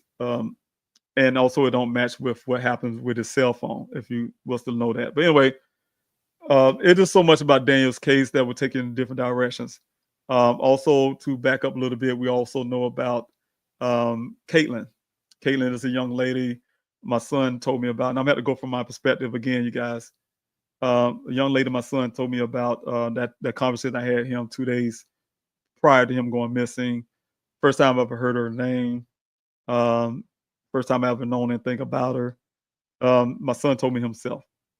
Not something you read in the paper, not something you read from law enforcement, but something he told me direct. And one thing I can tell you is that, first of all, and I still fight law enforcement to this day about it, they put in a report that Mr. Robson said that his son was in love with a woman that he didn't know. You know how long I've been battling this thing, especially when they go out into the news media. I can't stand it. It really irks my nerves because I never said that to law enforcement. And I asked them to retract that, and they won't do it because, to me, it helps them sensationalize my son's case. And so, but my son did tell me about the young lady. He did tell me about not just the young lady, but the two young ladies that he spent the night with that night, when he met them. He told me about the Instacart thing. He was reluctant to tell me about that. And I'm telling you a little bit about me and my son. I raised my sons to be independent. I have been independent myself. I left home at one point when I was 16 years old to take care of myself. And so I know what a responsibility is for a man to take care of himself. So I try to instill those in Daniel and his brother. And so some things I learned is, about being a man. And I think with Daniel, it was more, he knew I would ask him, why, and I did. What you doing Instacart for? I mean, what you need to do Instacart for? You're working at an engineering company. You graduated honors. You're doing well for yourself. Why you need to have an Instacart? That would be my thing. I'm not saying he don't need extra money or whatever it can be, and it's wrong for him to do it. But what I'm saying is, it'll be a concern to me, and he know that. And I know Daniel, he mimics me a lot. He wants to stand on his own 2 feet. He have a little pride thing about himself to say, hey, look, I can handle myself, that type deal. And so when we had that conversation that night, I could hear in his voice, he didn't want to tell me that, but he told me about the Instacart thing. And, of course, he told me that it was some order got messed up with some wine order with the women had some wine order screwed up or something. And he went to go fix it for him and brought it back to him. And they was very happy about it. They had a conversation. They invited him to hang out with them. They did. And he ended up spending the night with Caitlin. I can't tell you from this, I don't know if you heard this in the media, out there in public before, but I'm saying it now. Part of our conversation was that he and I got mad at him. I'll just be honest with you. I got mad at him because he was telling me he spent a night with her in that way. And when he spent a night with a person that way in their home, I got a little upset because I told him, look, Dan, you're too smart for that. I mean, why you're spending a night with a woman that you're just meeting, how you know that's her house, how you know she don't have a husband, how you know, I asked the obvious questions as a father. And he said some dumb thing to me and it made me mad, like, well, it's her. I'm not mimicking his voice, but it's her house. And I said, how you know it's her house? Well, because of the way the house look or something to that effect. And I'm like, that don't make sense. You're too smart for that. Make a long story. We had this conversation like that. I was really uptight. I said, you're too smart to be spending the night with somebody you don't know like that, but he did mention another young lady. There's another lady there as well. And to this date, I can't tell you what puzzles me is law enforcement is keeping this woman a secret, the second woman. I don't care what we do as a family, asking questions about this other person. They are hiding this other woman. They'll put in a report that it was another person, but they will not tell you who she is. And so the indication I got was that she must be underage. But when I look at this, just go by what Daniel telling me, they were 2 grown people. So it wasn't a fact that this was some kind of kid underage or anything like that. It was definitely 2 grown women in that house.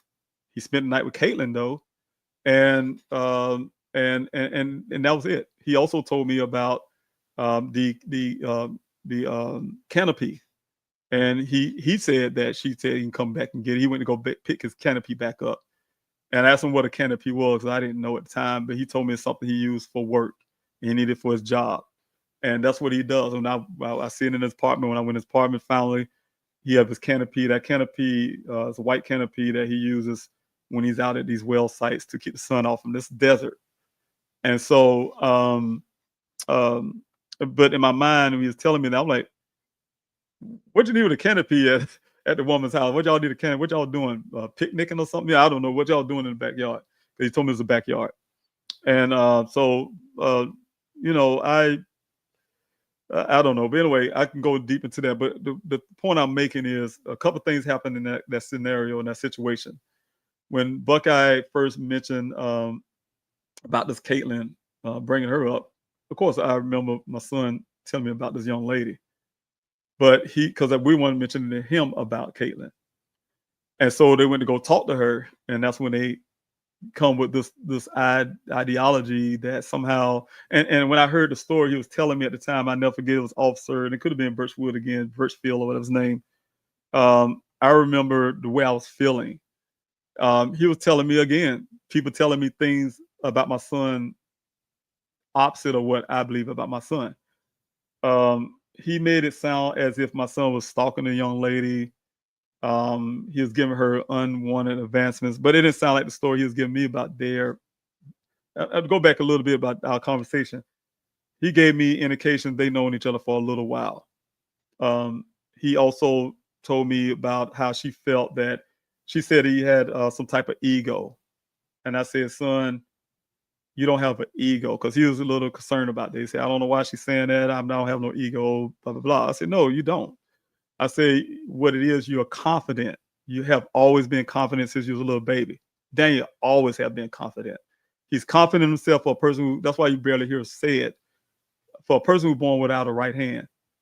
He's very secure and confident in himself. He to a point that y'all hear me say it a lot. He had to teach me and his mother that he didn't want to use prosthetics.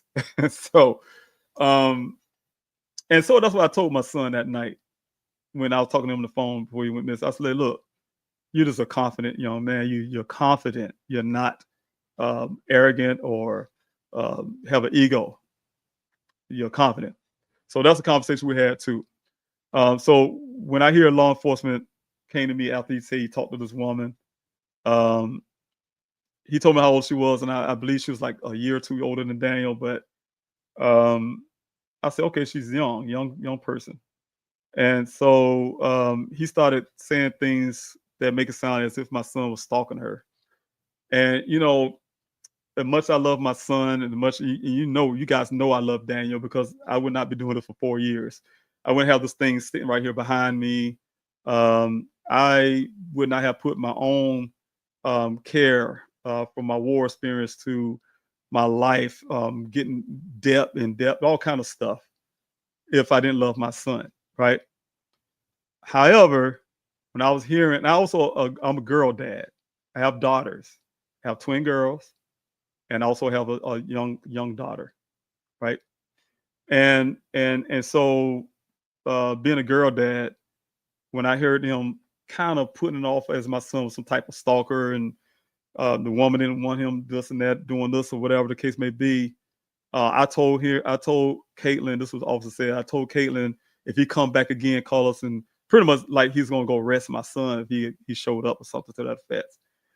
And so I'm listening to this officer, like, okay, I got a little angry a little bit in my spirit, because this don't sound like my son. But at the same time, I'm away from my son. I'm over 2,000 miles away. So like, look, I don't put nothing past, because I think the way I look at life is, if me as a person, I have done some things that my mother wouldn't approve. I've been raised apostolic. I've been raised Christian, and we don't do everything our parents would like us to do. So I say, okay, well, maybe something I miss. And so when he's telling me that, I told the officer, I said, you know what? I don't play that. If any guy, any man, even if he's my son, make a woman feel uncomfortable in any kind of way, no, I have a problem with that, because I have my daughters. And so that's the way I had to approach it. So the way I spoke to the officer that night and let him know, look, I'm not going to defend my son if he's wrong on that, because no man would ever treat a woman in any kind of way, or a certain way, not around me, And so I accepted that way. But what ended up happening, of course, in my investigation and things like that, and looking at his phone records and stuff, and noticing that a couple of things that law enforcement did. They went to go talk to the lady. Whatever she said was written in stone, just like they did with Ken. Despite of the fact what me and my family say about my own son, about his mental health, to just everything. Things I don't believe what he would say that way to Ken. It's almost like they're saying, you don't know nothing about your son. We know about your son. Caitlin know about your son. Ken know about your son. But whatever you and your family say, y'all don't know nothing. And that's the approach that I got from law enforcement. Because when I started pointing out these things, to this date, it don't matter to them. What matters to them is what these people say. Right. So I could take it in a different way, and I have never done. You guys probably knows this about me. I never took it real to the extreme, which I wish I rightfully so could do, because I could point out and I'm going to say it real quick, the racism that's involved with the way Dan's case was approached. Now, I don't dwell on that, and I don't push on that, because I dwell on the facts too of things that's happening. So what I'm saying is, when they're telling me the story about this young lady, and I'm listening as a father, a person who treat everybody. My children tell you, they are not raised to hate anyone. We're just not that kind of family. So the thing is, when I had to do my investigation about the young lady, I noticed a couple things that law enforcement did, and I was, like I told you again, I investigate them too. Is they allow someone a hearsay statement. hearsay testimony, along with Ken. Ken is a hearsay testimony. Caitlin is a hearsay testimony. What I'm saying when I say that is that there was nothing to verify Ken's story. There was no cell phone pings, checking his phones, taking him in the interrogation room, nothing. When it came to Caitlin, same deal, but they haven't questioned the second young lady. They haven't looked at her camera footage to say he actually came there. They also allow her to upload her own statement, her own text messages into evidence.com. They didn't take her phone into custody. Look at the statements to see if they match Daniel's phone records or any of that. They just took it as stone, what she said, what she uploaded, put in their report, and said, here, people, to the public, this is exactly what happened, and this is what was said. A couple of things that stood out about us to our family. My daughter got really, because it's her phone. The thing is, Daniel's phone service is her phone service. Daniel using his phone under her line. Meaning that's her phone records, her phones. So she's able to get all the stuff. And so what we noticed as a family, when you look at the police report, look at the timestamp, they saying, Daniel said this, Caitlin said this, Daniel said this, Caitlin said this. It don't match his phone records. The timestamp don't match. Some do. It don't match. And if you look at the police report, it starts off with a timestamp that says, I'm using an example, I'm just making up something right now. Daniel said, this, blah, blah, blah, so on, so on, at June the 15th at 2:30 p.m., right? Then the response from Caitlin would have been, blah, blah, blah, so on, so June, the same date, June the 16th at such p.m., right? And it goes down, if you guys look at that report really quick, it goes down to a certain point. But when it comes to that thing, they said that Daniel said, oh, the world is different, some little sensationalized thing that he's like some way like he's gonna off himself or something, or he couldn't live on this earth without Caitlin, somebody, it don't have a timestamp. It's almost like it was added in there. So you got to look at their report. Also, it don't match his phone record. So the thing is, for us as a family, we said, who wrote that and who put it in there and why? So those are things that we as a family get stuck with, and I know I do in my investigation, is get stuck with is a public opinion, and it's also the truth. And the reason I say public opinion normally would go whatever law enforcement says. Whatever law enforcement says is written in stone. They believe it because they're supposed to do the right thing. Me, I differ to that. Law enforcement will always do the right thing. We already know that. We see this happening all across the country. I'm not saying all of them do wrong things, but I'm saying they often don't. They do a lot of right things, but there's times when they don't. But the problem is that in my son's case, they haven't done the right thing. And so having that is the hindrance of what happened to my son, the hindrance of finding out what happened to Daniel, the way that we can get more information, etc. So of course, it's problematic for me and my family, problematic for my investigation, problematic for a lot of things. And so that's one thing. So just get off of Caitlin and keep going forward. I had to do my searches, of course. In the search, we found human remains. And it's still the same old tune with law enforcement, with me and law enforcement, because we end up losing. And one thing that actually caused me to have the division against the Buckeye Police Department is once we found out information about the Westside vehicle showed up, and we found some great information about it when I had my private investigator, that cut off the relationship I had with the Buckeye Police Department. They just stopped talking to me. One of the things was we found human remains out there. And I want to explain this to the public.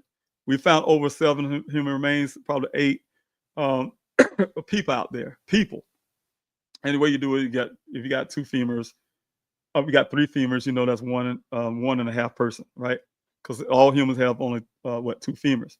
And so you start collecting those numbers, and then you come with how many you found, right? Possibly. And so, and we're not the person, and I'm telling you like this, I'm not a pathologist or whatever, anything that deals with knowing what human remains are and if they are really human remains, right? But I have been smart enough to set up. We had a website called searchfordaniel.org, and also you guys know I have Please Help Find Daniel that I'm still utilizing, but I engrafted the searchfordaniel.org into Please Help Find Daniel. So if you went there, it would go straight to Please Help Find Daniel, because I don't use it anymore. But when I had searchfordaniel.org, that was specifically for the search. Please Help Find Daniel was specifically for you guys in the public to engage with me and to learn about Daniel's case, etc. for the media. Now I can't say the searchfordaniel.org had, and just like the Please Help Find Daniel too for searches going forward as well, is for a section where law enforcement is attached to my website. To this day, they still are, the Buckeye Police Department. If you upload anything on my website, I have a section for upload. When I say submit information, even if you use it right now for whatever reason, you can send a picture of yourself or something for no reason. A copy will come to me, a copy goes to my investigator at the time, and a copy go to Buckeye Police Department. So what happens is during the searches, when I had the upload for the volunteers, I tell them, hey, don't touch nothing. When we see bones, we don't know what they are, because a lot of animals out there kill other animals too. That's a desert. But what they do, they take pictures of it, upload it up, and make a long story, it goes to Buckeye. And we wait in real time while we're still searching. They would hit me up or my investigator time and let us know if those are human remains. If those are human remains, we take a flag, we flag it, we give them the ping location. Of course, they already ping location when they upload it. And they come back and supposed to collect those things, right? And so it wasn't us that was saying those are human remains we found. It was the Buckeye Police Department that was telling us those are human remains that we found, because they didn't want to send it to their medical examiner's office. So I want to make sure everybody understand that. So once the numbers got up real high that way it was, we found the human remains, found the human skull, all that stuff. The problem with the Buckeye Police Department is Chief Hall at the time, when he was the chief of police, he no longer worked there. He got suspended because they got caught falsifying documents. Buckeye Police Department have a history of falsifying documents. Falsifying documents around crime statistics. And for Buckeye being the fastest growing city in the country to this date, like South Carolina's fastest growing state, they I'm sure looked at the numbers of human remains that we're finding out there in that area where they're getting ready to develop, make this big smart city, and for their shareholders, and I'm sure a lot of them got their money hands in that pocket somewhere with the Howard Hughes Corporation, for the development to help this city grow really where it is. I really feel that it would have been a problem to say Buckeyes Field and Riddle, and that place where they're building this project is a big graveyard, you know, and so it's a graveyard. Could you imagine they're building the community they are building right now, and someone who want to buy a house out there get a wind that, yeah, that's the same area where Mr. Roberts was at looking for his son Daniel. He found all those human remains out there. He even found a human skull. People are like, man, I'm not living there. I mean, you know, they don't want no ghosts in their house, or some people who believe in that kind of thing. They'll lose money.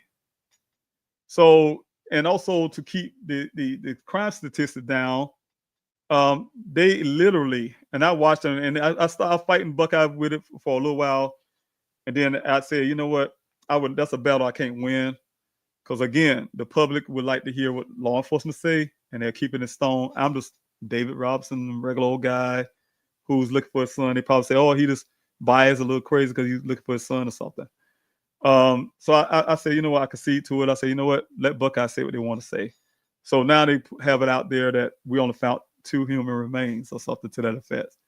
And I said, whatever. But I guess when I was fighting it, what offended me the most is I had a volunteer come out to me, called me one day and told me that they look into the medical examiners for Maricopa County, and they contributed all the human remains we found to the Buckeye Police Department searching, right? And that offended me because we was at the time, I think it was up like 20 some weeks of searches, and I know how hot it is out there, 118 degrees at time. And then one time it get cold. And trust me, it get cold and hot in the desert. The hard work that volunteers put out there, their time, their money, their efforts, and not saying it's catch-two feeling. You don't want to find people out there, but if you do, you know you're bringing some type of closure for a family, right? And then at the same time, it's the hard work and the people who actually was on the ground, like myself and these volunteers, who actually painstakingly walking the ground, doing these line searches and hasty searches and this search and that search, and finding these human remains, bringing closure for these people, bringing them back home. But then they want to contribute it to the Buckeye Police Department, who haven't done no searches and I'll say like this: in the searches they have done, they did a 2 weeks after Daniel went missing, they did a search with I forgot the name of those people, but I'll think of it in a minute. But they did a small search. Then they claimed they did one after the vehicle showed up with Maricopa County Sheriff's Office help. But if you ask to this date what they have found in any of those searches, nothing, zero, nothing. They couldn't find their own hands in their face. They couldn't find the construction cone. They couldn't find their own name. They couldn't find their own uniform, nothing. But the volunteers like myself and you all was out there in the hot sun, finding human remains, bring clothes for families, and they wanted to contribute it to the Buckeye Police Department. No, that wasn't happening on my watch. So that's why I was fighting it. And I called the Maricopa County Sheriff's Office, medical examiner's office. And I let them know, no. And and I still have this letter to this day, email. They apologized to me and they said they was going to correct it. And they did. So I give them, they did correct it. And they contributed to the volunteers of my searches. And so, that was important to me. But when it comes to the media, you're not going to win that battle because the media, again, are inclined to just hear law enforcement, period. Right. So I just left it alone. But what I'm saying is that we have a crime scene out there. My son's vehicle was found in close proximity or on the grounds of BLM, Bureau of Land Management, as is federal lands. I fought to help FBI into Daniel's case, which never happened. And if they had came into Daniel's case, it's only proper for them to alert the family, which they have never, ever told us that they ever look into Daniel's case. They told us the opposite. The first time I asked for a FBI to come to Daniel's case, Chief Hall at the time said he agreed to do it. I had my attorney she the one reached out to him, and also to immediately the same day, in less than an hour, requested that I be a part of this FBI case briefing, right?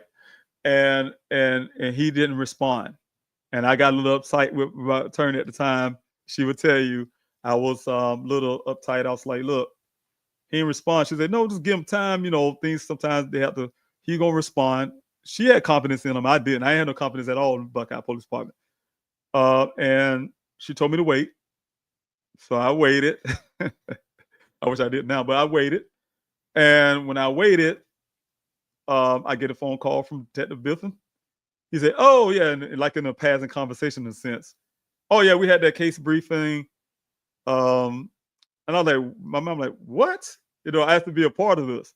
Yeah, we had that case briefing with the FBI, and the FBI said that you, Mr. Robinson, doing such a great job on your own. We don't need to come in.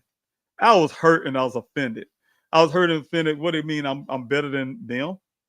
What do you mean I'm doing such a great job on when I'm out here on the ground with volunteers and we all are rookies?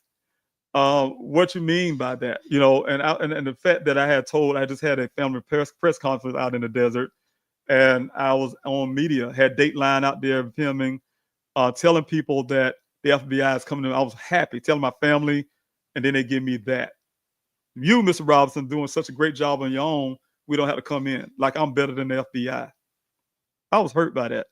And so I went to the Justice Department. I went to the Attorney General's office, complained to everybody I could.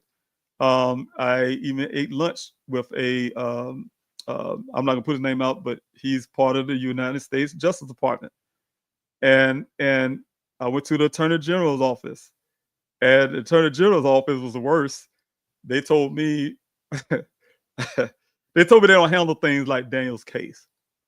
So I say, okay, because I had things broke down what they can help me with. We don't do that. Everything I name, I promise you guys, everything I name associated with Daniel, they don't do. Then I asked them, I've been facetious. I'm like, well, do y'all wash windows? You know, because what do you do? What is it for? And he said, oh, well, we only work with white collar crimes. And I'm like, okay, all right, whatever. Enough is enough. I went to, like I said, to lunch with the Justice Department because they came in. Of course, they had some investigation with Phoenix because of George Floyd and the racism that was going on in the apartment. It was harassing Black Americans and people who were supporters and arresting them, calling them gang members and stuff. They had some real mess going on in Phoenix apartment at the time, and so they was out on the ground. So I was able to actually talk to them and have a discussion. So he kind of did some strings to try to dig and see if they can get FBI look into it, and I was really grateful for that. But the thing is, I I had Mr. Farmer, Lionel Farmer. He's a friend of mine. He wears a lot of hats. So if I was to say everything that he does, I'd be standing here for about 15 minutes just naming all the stuff I think he do. But to make it simple, he's a friend of mine. He's part of the foundation. He's part of the NAACP. He's a former law enforcement officer out of Chicago. There's so much things he does. Advocate for this, that, blah blah blah. So. But anyway, he found out because I was trying to get it from Buckeye and who is this FBI agent that came to do this case briefing. Couldn't get it from them. I even called the FBI myself. It was his name. They had a new director. I think his name was some Akil something to the fact, and he's a Black guy. And so, not that it really matters, just the fact that I thought he would have some empathy to kind of help out. And so I got his number and I called his office, and then I got to touch with him or barely, I think a voicemail or something to the effect. And then I called back again and a woman answered the phone and she literally told me this one thing. As to speak to him, she said, you can't speak to him.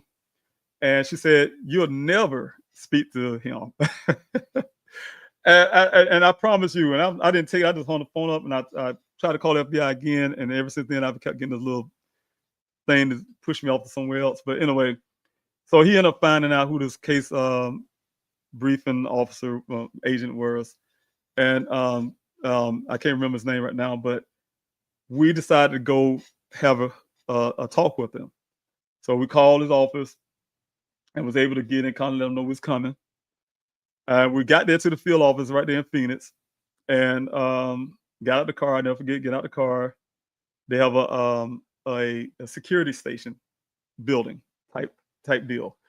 And so when we got there, of course, we had to sign in. The guy came to the little window, got signed in, and he said, well, you can wait in this little room. They had a little side room to that gate, and the FBI building was right behind it.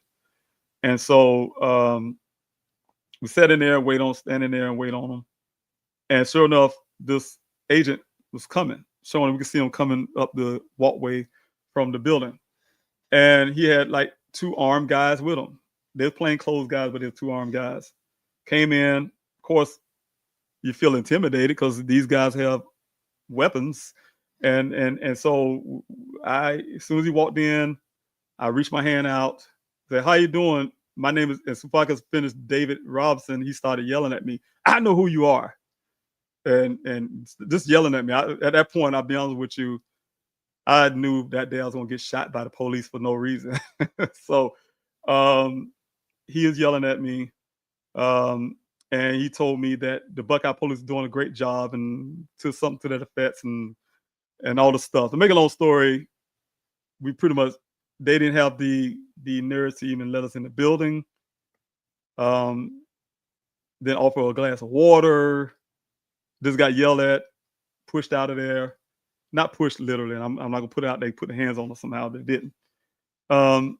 Just let us out of there.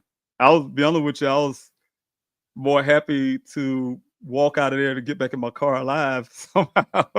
Then that's what I felt like. Than to have end up getting shot because I was trying to find some answers out about this case briefing. And to this day, I still don't have those answers other than what they say Buckeye would say the FBI feel like they're doing such a great job, despite of the fact that Buckeye have never contributed to any information to my son's disappearance. So anything you guys hear in the public, whether it be anything about the vehicle, the 11 additional miles, how fast the vehicle going, the red transfer, I know this thing like the back of my head because it came from my investigation. When I say my investigation, I hired my private investigator who found these things out about the vehicle. I the one that found the human remains out there in the desert in my searches. I the one, because of my investigation, found that sock that was belonged to Daniel near the well site. I was the one in my searches found evidence for another crime that could have happened with somebody else's clothes in a pile near the well site, a bigger, larger size guy, but out there in that well site we thought it was a serial killer. The other one was out there, found the stolen vehicle for Maricopa County, solve a case for them.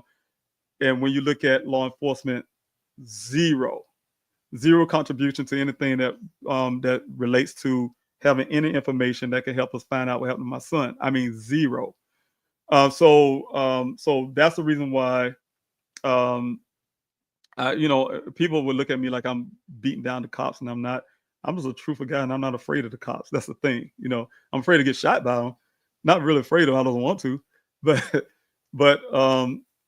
the thing is, I'm not afraid to ask the questions, to challenge them on their lies, etc. I'm just not that kind of person. I can't do it. It's not me, especially when you're talking about my son and my family. It just won't happen. The thing is, so I probably could seem really critical, but I'm not. I have a brother, a stepbrother. He's a retired detective himself. The story behind that is he and I was going to be a cop together.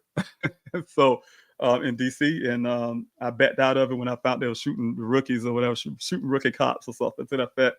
I'm like, man, I'm not going to be a cop, So I ended up doing some other things. But anyway, so I don't have anything against law enforcement, so by any stretch. But what I can say is I have something against lazy law enforcement, lying law enforcement, crooked law enforcement, and everything else. So I do have that problem, and racist ones. And so I can say with this whole thing with the FBI, I heard because of the pressure that you guys helped me with when I got Daniel's story out on national stage, the constant badgering, y'all don't believe this, but these things that I ask y'all to do and you're doing it, it really helps. The mail-in protest that people's engaged in, to the petition that I'm asking you guys to sign to me. I'm on this live talking junk because Buckeye told me themselves. They probably listen to me now. They watch my lives to hear what I have to say. And I noticed that when I say certain things on this live, the narrative or their information on their I can show you guys. I'm gonna one day play my lives, and you can watch how they change and shift their police report. It goes along with things that I say here on the live. And so, I'm a forceful person, and that is what it is. Especially my son is missing, and I was gonna say it the way I want to say it, but I would do anything to make sure my son can be found, and I need to help find him. I'm doing what I got to do. But what I'm saying is, I'm going to the questions. I'm talking too long, and I want to answer a question that probably go to some of the details of what I really want to say here today for everybody who's watching. I really appreciate it. So I'm going to have to go up, and if you had a question, I'm trying to hope I don't miss it. But I'm looking for your questions with the capital letter Q before your question, the question mark before your question, or the word question itself before the question, so I can kind of scroll down the time because I'm running out of time talking. I'm going up 2 hours on this live. And I want to be able to get to every question. So, but before I jump on the question, I want to do one thing, and I want to let's see if I can put it here. I'm gonna play something real quick, and then I'll be right back to do the Q&A. That's the wrong one, but I'll be right back before I do the Q&A because I want to put out one thing for you guys, and that's to give myself a break. I need to get a drink of water, and I see because I started losing my my voice and everything. So I'm gonna play a little something, and I'm gonna ask you guys if you can. Is of course I'll be right back.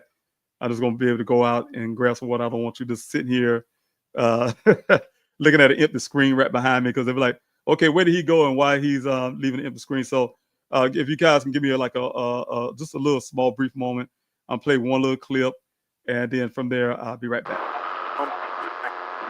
Government officials insist that BNC Live has been following from the beginning. A father continues his mission to find out what happened to his son. Daniel Robinson vanished in the Buckeye Desert. Daniel Robinson went missing in the Buckeye Desert. Urgent plea from a father who has scoured the vast Arizona desert himself. 4-year-old Daniel Robinson. And this is a very, very odd mystery. Daniel Robinson disappeared on June 23rd in the far West Valley. His parents, David and Melissa, need our help. I'm David Robinson, the father of geologist Daniel Cornelius Robinson. His name, Daniel Robinson.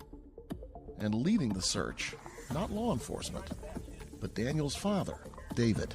God knows how much we can bear, you know, and at times I feel like I can't really take but so much. Where is Daniel Robinson? And identify they were human leg bones. But you know what? It's still urgent to me as a father because, we found human remains out here.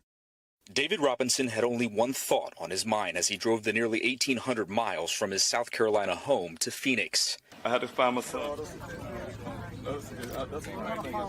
I also want to thank the volunteers that come out here every weekend, volunteering their time. And, without these special people behind me, I wouldn't have a search.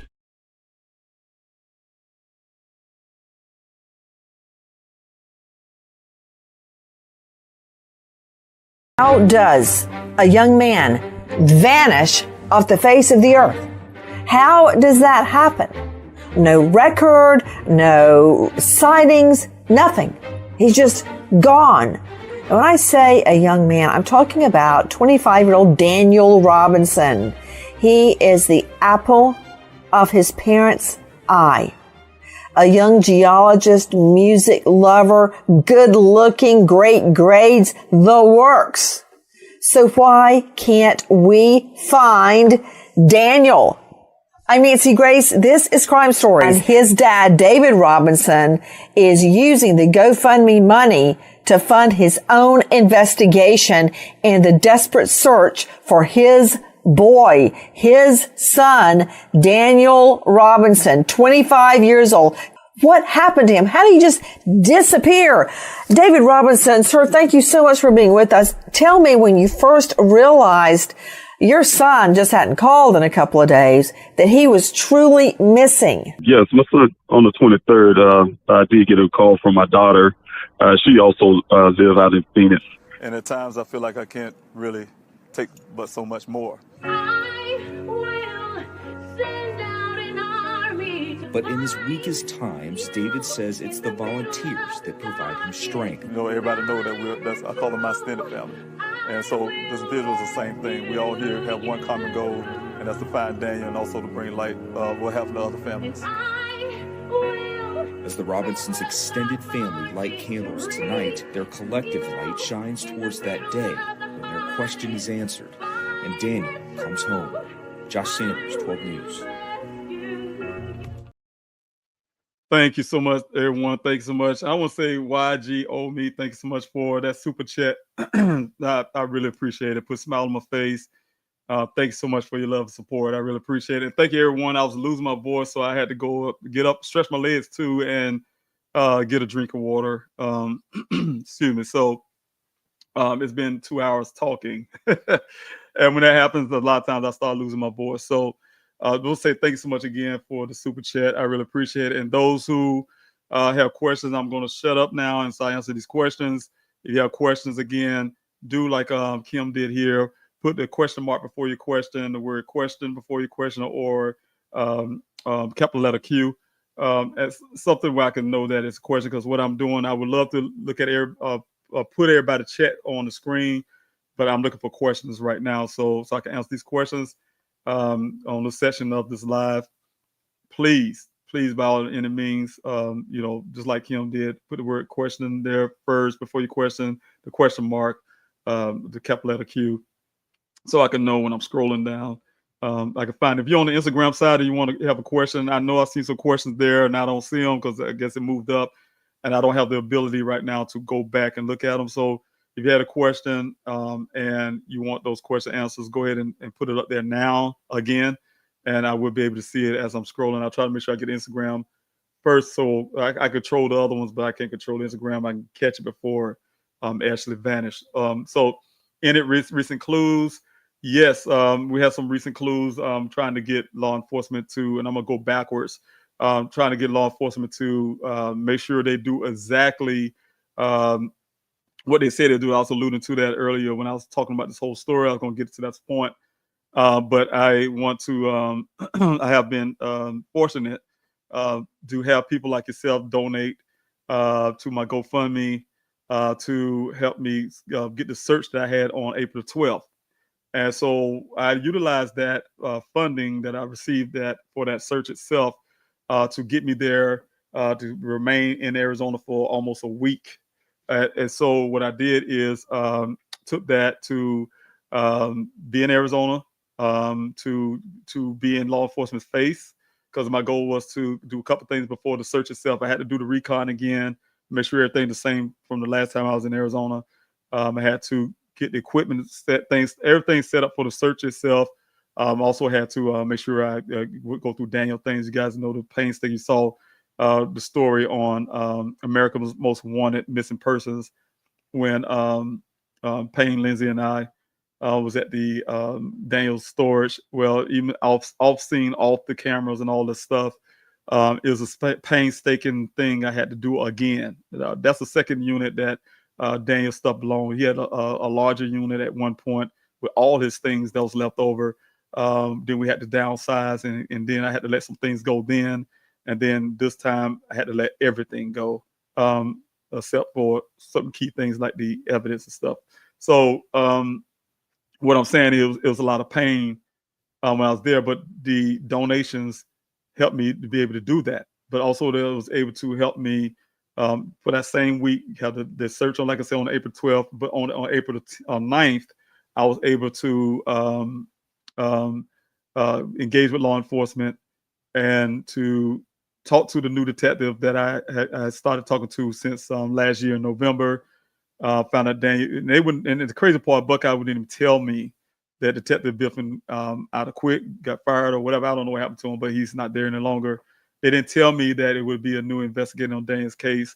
I just so happened to call because I was inquiring about, I can't remember what it was, but I know it had to do with Daniel's case. And found out that I had a new detective for Buckeye. So he and I are talking. His name is Justin Adams. Really, really nice guy. Where I take it. And so we got along really good. I immediately mentioned that. I told him out at that time in November that I was going to think about having a search in the spring, because I've been put on spring of 2025, search spring 2025. But I didn't have a date set. But he said, whatever day it is, just let me know. We'll come do it. So his attitude at the beginning made me think he's a good person. So again, I was able to get the search. I was able to get the date. When I got the date, Detective Adams talked to Chief Sanders to see if they can come out, because I told him I need them out there to do a specific search because of the clues, like you were saying, Kim, Ms. Williams. I had the clues of some evidence that like, again, you guys, I say I go back in some stuff. Things been moving so fast, missing some things or forgetting some things. And I was able to go back and see something that needed to be investigated. The Buckeye Police Department agreed. Well, Detective Adams agreed. Talked to Chief Sanders. They agreed to come out to my search. They asked me down. This is the funny part. They asked me the date. I didn't give them a date. I said, I'll give you the date when I get there. Well, no. I take that back. I did give them the date ahead of time. I put that back. I mean, the location. They asked me the location of where I want them to search. And I was like, no, because I don't have trust like that. I said, no, you'll find out when I get there, basically. And so, because I needed to be there in Arizona to make sure they do what they're going to say, because people tell me from my history with the Buckeye Police Department, you'll say you did something. I still say the helicopter search didn't happen. And so, even though I think in him seemed like he's an upstanding detective, was what I took at the time. And so, so I had that set.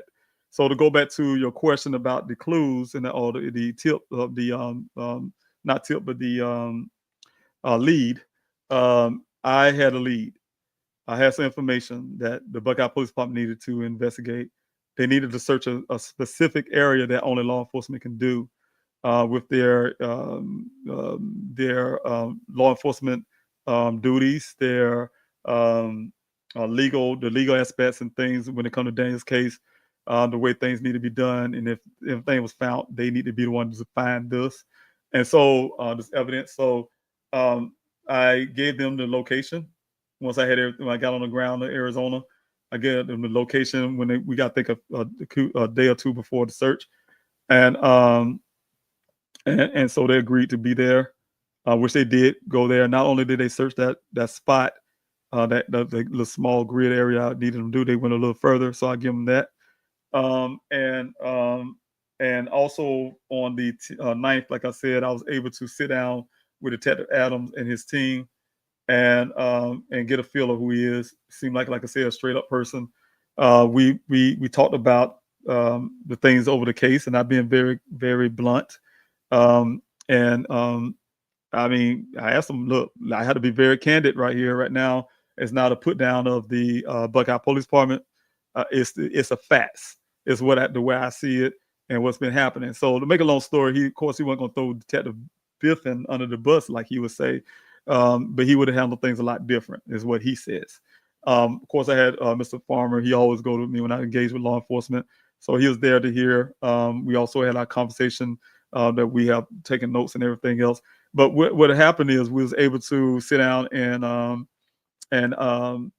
come to an agreement on law enforcement gaining custody back of Dane's vehicle, custody of his his items that I have in that storage, because I had told him look, I came here to Arizona, low funded, coming here to Arizona to do several things, make use of what I have, the resources I have to close down Daniel's stuff, go through it. I mean, painstaking work, like I told you, to have this desert search, and also to engage with you guys to get things done. And that's what I'm here. This whole week need to matter, in other words. So I was able to do that and have this agreement with them. The next following day, on the 10th, we had to set up. They had their body cams on, all this, that we did a chain of custody transfer at the storage unit. Was able to give them all of Daniel's remaining things to be processed. The agreement is that the things had to be processed. They're going to process all the airbags to look for DNA, to see if there's blood matter on the vehicle itself. Had a little problem with the vehicle because the people who hold Daniel's vehicle have a bill that need to be taken care of, and they didn't want to release this vehicle and things like that until all of this has been paid. I paid a lot of money over the time for just the whole house and stuff. And be honest with you guys, it's costly. And I think if you guys can look it up, Google what families have to endure the cost. And some families go bankrupt looking for their loved one if they're actively looking for their loved one. So some do, some don't. But people like me, yeah, we take on a big financial loss. I'll just put it that way. And that's where I'm at to this day, to look for your loved one. And so what happens is you have to start letting things go, like storages and this reluctantly, because it's a heartfelt thing. Because like I said on American Most Wanted, missing persons, when you lose that last little thing, I don't care if it's a lamp that they own or a pillow or a pair of their shoes, are you really, like, it feels like, are you really throwing them away, basically, because you have nothing else. You start losing everything. So what I have left of Daniel is everything that the Buckeye Police Department have in their possession. And those things to me means that, first of all, it's a piece of his justice, a piece of who he is, it's a piece of the answers that we're looking for. And so I'm trusting, and it took a lot for me to have a distrust with this Buckeye Police Department. It took me a lot to look Detective Adam in the eye and make a judgment call to say, yeah, I need to let go and trust. And more so, to be honest with you guys, I don't trust them 100%. I trust God, though. You know, And so I felt that, I had to trust and put my faith involved with this and say, I'm trusting them with Daniel's things because I know if they don't do right by it, I don't have nothing else left. And so, that's what I'm hoping for. That's where we're at right now with the Buckeye Police Department. And in fact, I can't tell you, I've been calling them for the last week and they're not answering my calls. Make me a little nervous there because I don't want to be the person come back on these lives and start talking junk again about what they're not doing and things like that, and calling them out and going in their face and asking you guys, hey, I need to get my boots back ground so I can be. And I tell families again, all those things y'all hear me, I'm teaching lessons at the same time. If your loved one's missing, please, again, if you have to pick that one person, like I said at the beginning of this live, you have to pick that one person and do all the stuff like I'm doing for you. Please find someone in your family who can do it. Not everybody the same. You see how my family is. Not everybody handles this disappearing for Daniel the same way I do. I'm a fighter. That is who I am. I love my son. And I'm saying nobody else love Daniel. What I'm saying is the way I love my son is the way I'm doing this. And so, so what I say is be in their face, because I'm telling you, and I'll use this analogy. I'm smiling because I always say it on this live.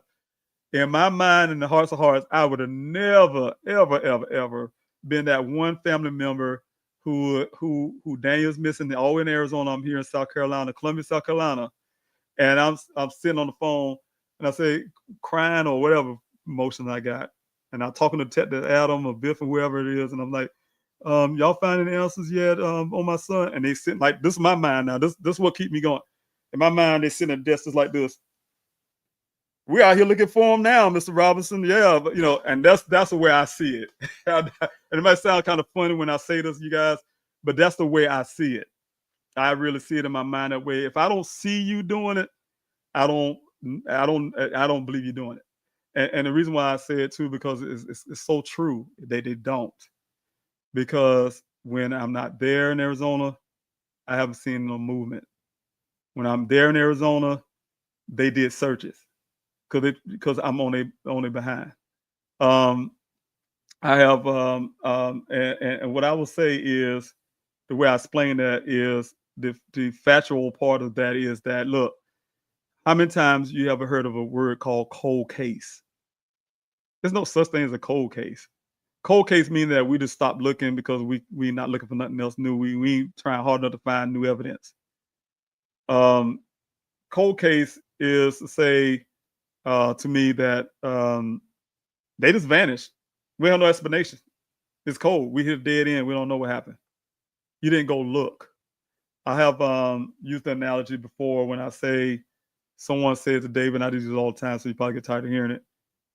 David, can you go in the kitchen and look in the cabinets and find this jar of grape jelly, right? And I said, sure. And I go in the kitchen. I open all the cabinets.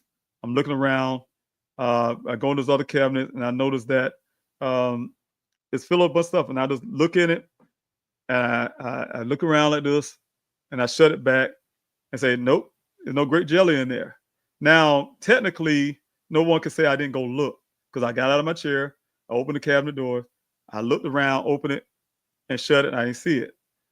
But I didn't go look, because if I did, I would open the cabinets, I went there with my hands, moved it around, look at every jar, because it could be in a different container, anything, and see if it's grape jelly or not. See if I can actually find this grape jelly, actually do the work and look for this grape jelly.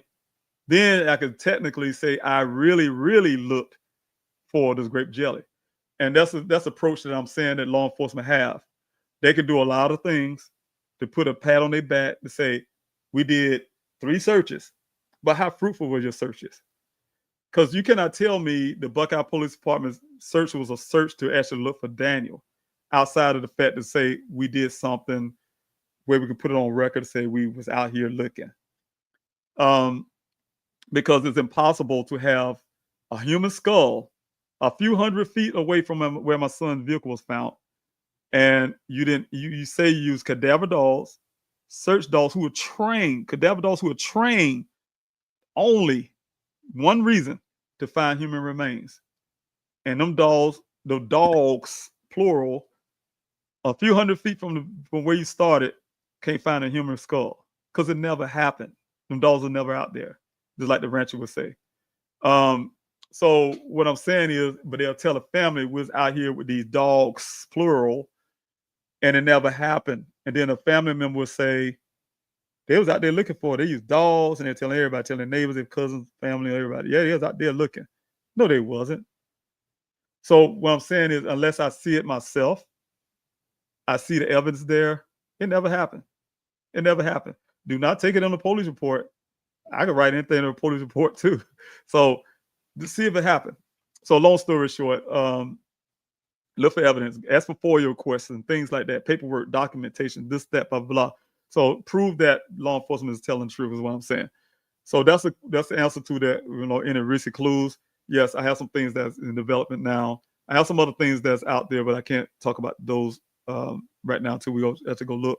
And I tell people, somebody asked me, say, Ms. Roberts, going to have another search out there for Daniel. I have no intentions of doing any more desert searches right now. If I do any desert searches, you guys, you ever hear me say, I'm going back out in that desert again? It's painful, first of all. And what the most painful thing for me, this last search I did on April the 12th, was going out there into an area I knew they was going to build on, because I had a problem with this big company called Eldorado's Holding. They was the worst people I had to deal with out there in that desert. They tried to run me out of there. I had to plead, and we had some real strong conversations. I had to go through streams just to do to put a camera down in a well site to see if my son was in there. They gave me a deadline to get out there before they start breaking ground for the development they got out there now. So it was a lot. And then they ended up changing it over to Howard Hughes Corporation and all this kind of stuff. Howard Hughes Corporation a little nicer, but because they already got their stuff set. But what I'm saying is, going out to that desert, and it made it easier to get the location I was going to with the volunteers. But when I ride on that paved road out in the desert, when I see those structures out there, know what comes to my mind when I look at that ground I'm driving on is that, what if we missed something? What if we missed something? It just comes to my mind. But now it's paved over. It's paved over, torn up, paved over. It's gone forever. So that hurts me. It hurts me. So what I'm saying is, to go out in the desert, it would have to be a reason where, like on April 12th, there's some information that came up and say, David, you need to go search this area. You have to go search this area, because other than that, no, I don't have any intentions of doing that. So that's what people would ask about the searches. Let me see here. If I have any more questions, I don't see any on Instagram. Let me see here. Coming down. Sorry everybody for your comments. I really appreciate your comments. I can see a lot of the comments. Kim, again, thank you so much. Are the police helping at all now? And I think I answered that with Detective Adams. They gave me an agreement. They gave me a promise. We did the exchange. And again, I would find out, because I'm going to hit them hard this week, because they've been ignoring my call for a week now. I'm going to hit them up all next week. I have a town hall for my congressional run coming up on Thursday. So I have to prepare for that. I'm really studying, because I really want to give the constituents here. And that's another topic. Let them know I really care about them and answer their questions. So, but the thing is, I'm saying, in the meantime, I will be hitting up law enforcement hard, because if they don't answer me pretty soon, then I'll probably ask you guys too to help me put boots back on the ground again to get in their face. Also, thank you, Kim, again. I initially saw this on some documentary. Can you remind me who ran that story? I'd watch. I like to rewatch. That's hard, because I've been on so many of them, from Dateline to Discovery ID to there's a lot of them, and I'm telling you that because I miss them, and God blessed. And I'm glad you brought it up, though, because I telling everybody, and Mr. Petito, Joseph, he understand when I say this, you guys, and I use that as a reference because what happened to I love their family. They know I love them. They love me back. What happened with their family, it was really painful for them, painful to me too, to hear that a family had to go through that. So and they still going through, but they took their pain and did something with it, like I'm trying to do too as well. But Daniel was missing on June 23rd, 2021. And the reason I'm bringing this up, the way I'm bringing it up, is that it took me 3 months, literally 3 months. And I say literally, I had to be out in the desert. I was out there first. I used to start off with my boots on the ground. I didn't know organize anything, so I used to spend a few days out there of the week to stand on the side of Sunvale Parkway with my binoculars, listen to the advice of Buckeye not to go in the desert with my car, and try to hope I could find Daniel from the roadside. The only thing that was holding me away from Daniel at the time was the desert itself. And I told you again, the kind of person I am, nah, that's not good enough for me. I started finding ways to start a search and get out in the desert. People who have those type of vehicles to help me get out there, or whatever the case may be, learn. So I was doing a bunch of homework. I was studying at night. I'm lucky if I got 1 or 2 hours of sleep. I'm really glad I still have my capacity of my mind. I was lucky to get 1 hour or 2 hours of sleep at night, because what's been happening was that I've been pleading with you guys to help me find Daniel. That's where Please Help Find Daniel come from. The title, Please Help Find Daniel. Please help me find Daniel. Please help find Daniel. Started a website, built my website, built, I can build websites. So I built the website and put the pictures there, make sure everybody engaged, the social media. And so I spent a lot of time with that. And everybody who was helping me in some form or fashion, I literally go through the inbox, and the last thing I do at night, and try to hit up as many people I can. Thank you, whatever the case may be. And what ended up happening during the time, I was fighting really hard to try to, really hard trying to get Daniel's story out there.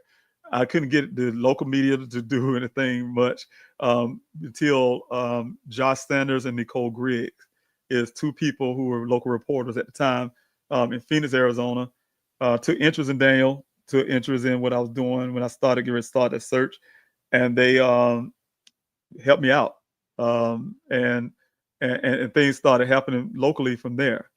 I have, I've been busting my tail out there in the streets trying to get Daniel's story out there to the public, because I knew that not only did I need to be out in the desert search for Daniel, but I need eyes on the ground. Eyes on the ground mean I can't see everywhere, but if people know about Daniel's story and sharing the story, that's eyes everywhere. They're looking for him. So I had to get the flyers. I wish I had a copy of the flyer. Next time I do my lives, I'm gonna keep that copy here. If you guys laugh and you saw the flyers I used to have, it was the size of a notebook paper, office paper, really big, laminated. But that's how the flyers used to look. And the one you see right here on the screen now, right here in that corner, that was the design that came up later to be smaller, so people fit in their pocketbook in the pockets and carry more. But what I'm saying is, I spent a lot of time trying to get Daniel's story out there. I knew once I started the searches out there, I knew that, like I said, I was out there doing the searches out in the desert. And then that afternoon, I was out in the city doing my city searches. And I knew I didn't have enough people. I'm just only one person, especially in the city. I needed more help. And the way you get help is to get that story out on CNN or News Nation or some of these big outlets. And so I did everything. I spent hours posting, doing this, that, blah, blah, blah. And then I remember this one time, before this happened, there's one time a family member came to me, some friends said, "Yeah, have you heard about the Gabby Petito girl that went missing or something to that effect?" But I was so busy trying to get Daniel's stuff going. I heard them, but I didn't hear them. Then they came to me again about it, and I said no. And so that made me inquisitive and look. I Googled, and when I looked, I was shocked. It was a big national story that was going on. I was taken away, because when I read the story, I remember the first time I noticed that she was around Daniel's age, and I thought to myself, like, I was gonna say it my way, but people going missing, the young people. That's what I'm thinking. Young people going missing. That is crazy. So I know what that family is going through. I know they're going through exactly what I did. Then my friend said, no, this is a national story. It's national, blah, blah, blah. And I say, what is national? Yeah, she just went missing. And I think she only been missing for probably like a week or something, if that. And so I was like, oh, wow. So what ended up happening, I remember I put a post up on Twitter one night, and some young lady retweeted or something, and it kind of went viral. And then when it went viral, I think that kind of helped with it being picked up by Joy Reid, because I was in the meantime I was actually hitting these celebrities up and these people up like her really hard at night. That was probably one of the last things too I do at night, every night in my hotel room. And so she picked it up, and I remember she started this thing with a white woman syndrome is what they call it. And that when they did that, they called me and asked me could I be on Joy Reid and things like that. And so that helped. All that stuff helped. So what I'm saying is, it seemed like it was the tragedy of what happened with the Petito family, and also it was the fact that I literally had to work hard for 3 months. I mean, like when I say 3 months to get Daniel's story on a level enough that people started noticing about his story, that actually got picked up on the national stage too, as well, right? Just to have that conversation about the syndrome. And so what I can say is, yeah, I've done a lot of interviews. Again, I was a person that you couldn't get me in front of a camera. You couldn't get me come. I remember first doing it. I did it for Daniel because yeah, he wouldn't be able to get me like that. But anyway, you know, the fact is that, yeah, if you ask that question, it's a lot of them out there. So you have to kind of Google it, and they're out there. It's a lot of them. From Red Table Talk, I was on with Dr. Oz. I can't think of it's so many of them. I don't want to miss. So you asked that question. I can't pinpoint which one. And I'm only assuming because the one that's running the most as a documentary would be Discovery ID. I think it's called Missing. And that's the one with that was very shocked. They got Daniel's mother and his brother to talk. They didn't actually really interview me on that one. They utilized from their affiliate some video that I did before prior with another organization. So, but that's the one. I think they play that a lot because I hear that one plays even across seas to other countries. I have people who's supporting what I do from everywhere. I mean, I got people in Russia to the UK to Africa, places in Africa, whether South Africa, Ghana, whatever. Just everywhere, just everywhere, and so I think that's the one because that's the one that they speak about the most. I think it was called Discovery ID, Missing. Question here, good riddance on darkness. Question here, hopefully this isn't weird. When you got to the Jeep, did you feel him there, or did you have the feeling more that he was never near where the Jeep crashed? And yeah, the latter. I go out there all the time, and I have not one time felt that Daniel was ever at that ravine, or at least if he was at that ravine, he didn't go missing from that ravine. I spent, and I can say this now because it's gone past, and I won't do it right now. I spent many days out there in that desert by myself. A lot of people don't know, but after we have our desert searches, I'll stick around. Only a few people know, and I would say nobody knew it was my desert team. I could say their name right now because a lot of times they even stay back with me, and we'll target practice or something. But when I do my investigations, when I have those moments like you're saying, I think one of the things that I did when I first went in that ravine, I felt eerie only for one reason. I stood in that ravine and I talked to Daniel, and I say, if it's anything of a spirit world, in the sense where you can talk to a person if something happened to them. I sat there in that ravine a few times, and I talked to him. I said, "Son, please show me where you at. Just show me where you at." You know, because it was at the point you know, his mother and I are divorced, and you know, she's remarried and stuff, but she's going. You know, of course, I'm human. I have to, and of course, I love his mother too. I have to, you know, I think about that. You know, his mother, the pain that she's going through, his siblings and everybody. And at the time, I was looking at like, you know what? Yeah, you know, just show me where you at. You know, I want to be able to bring him home and you know, bring some closure to this thing. And so I spent time in that, you made my thoughts go back right now, but I spent time down in that ravine, standing there. But I felt, I ain't felt that he was there. I never did feel Daniel was ever there. It just the thought of him being there. Because I'm a city guy, I'm used to hearing some sounds. And when you go stand in the desert, people don't know. You stand in that desert,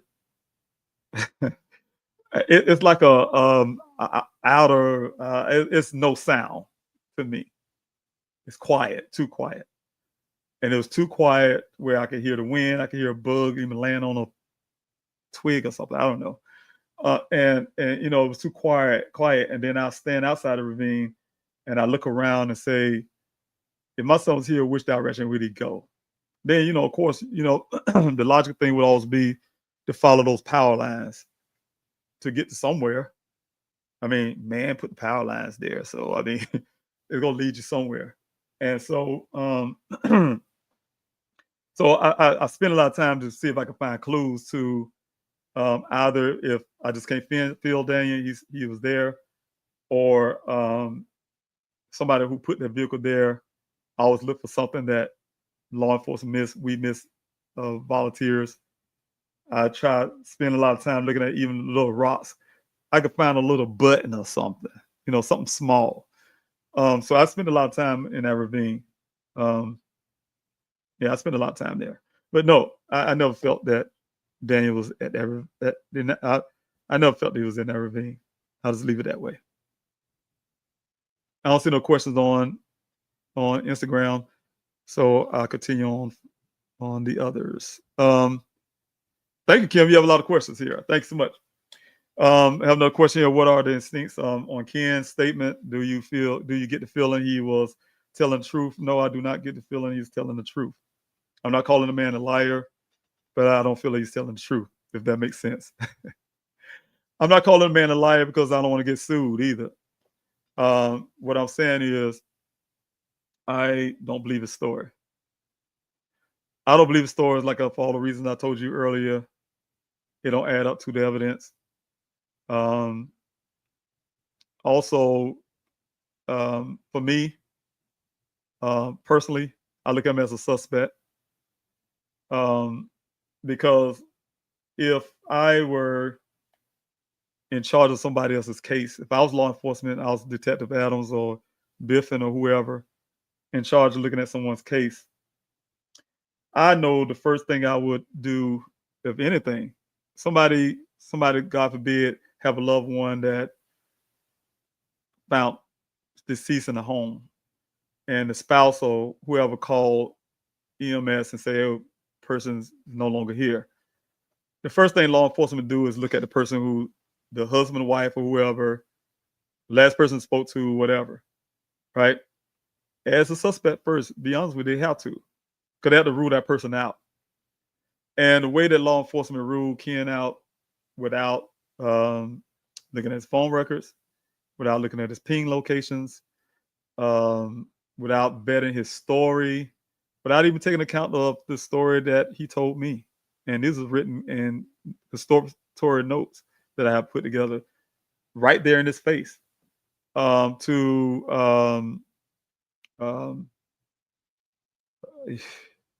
all of that. No, I don't believe his story because as a father, the things he said to law enforcement don't sound like Daniel. Like I told you before, Daniel was that tired he wouldn't have came at all. He would have never said he was going back to Phoenix, arresting, he lived in Tempe. The other part is when you look at his phone record, Ken said he was at the well site at 9 o'clock, left at 9:15.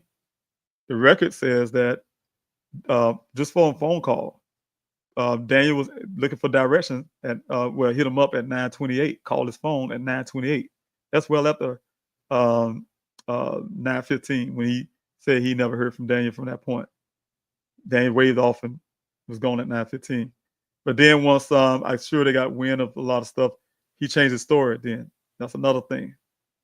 Changed it. Oh, it was 9:30 when he drove off. How convenient is that? But the thing is, I look at just like any law enforcement should.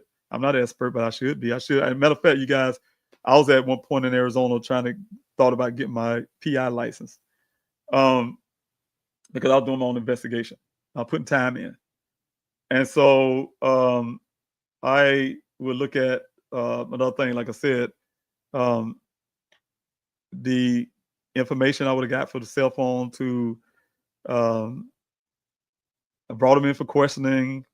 I mean, there's a lot of avenues you can go to first of all rule him out. Rule him out don't mean just taking a statement from him and taking his word as gospel and keep it pushing. So no, I don't believe anything he says. I believe some things he says. Don't get me wrong. When I say believe, I believe the story he told me. I don't believe he can ride to the left side of those tracks, but I believe he traveled that direction. For whatever reason, the direction he told me is not ironic. It fits the story where Daniel's vehicle is going to eventually be found. So I believe that because he told me that when I was writing those notes. Then it turns out when that vehicle showed on July 19th, it fit the story that he told me on this note where this vehicle going to be found. And law enforcement know that. So again, no, I don't believe that story. There's another suspect I have too as well, if I can go there. See if I have more questions. There we go. Good riddance. Thanks so much for question. What he didn't even actually meet you there. Okay, I'm trying to get where you at on this one. He made you wait there. I'm not sure what the question is on this one, so I apologize. You said I can take you there. Heck no, that thank you. I'm not sure if these are questions here, so I'll try to find it so I can understand your question. But find if anybody have a question again, just like they put the letter Q there, capital letter, the question mark or capital letter Q, things like that, that can help me identify your question. I don't see any more. All right, we may be out of questions.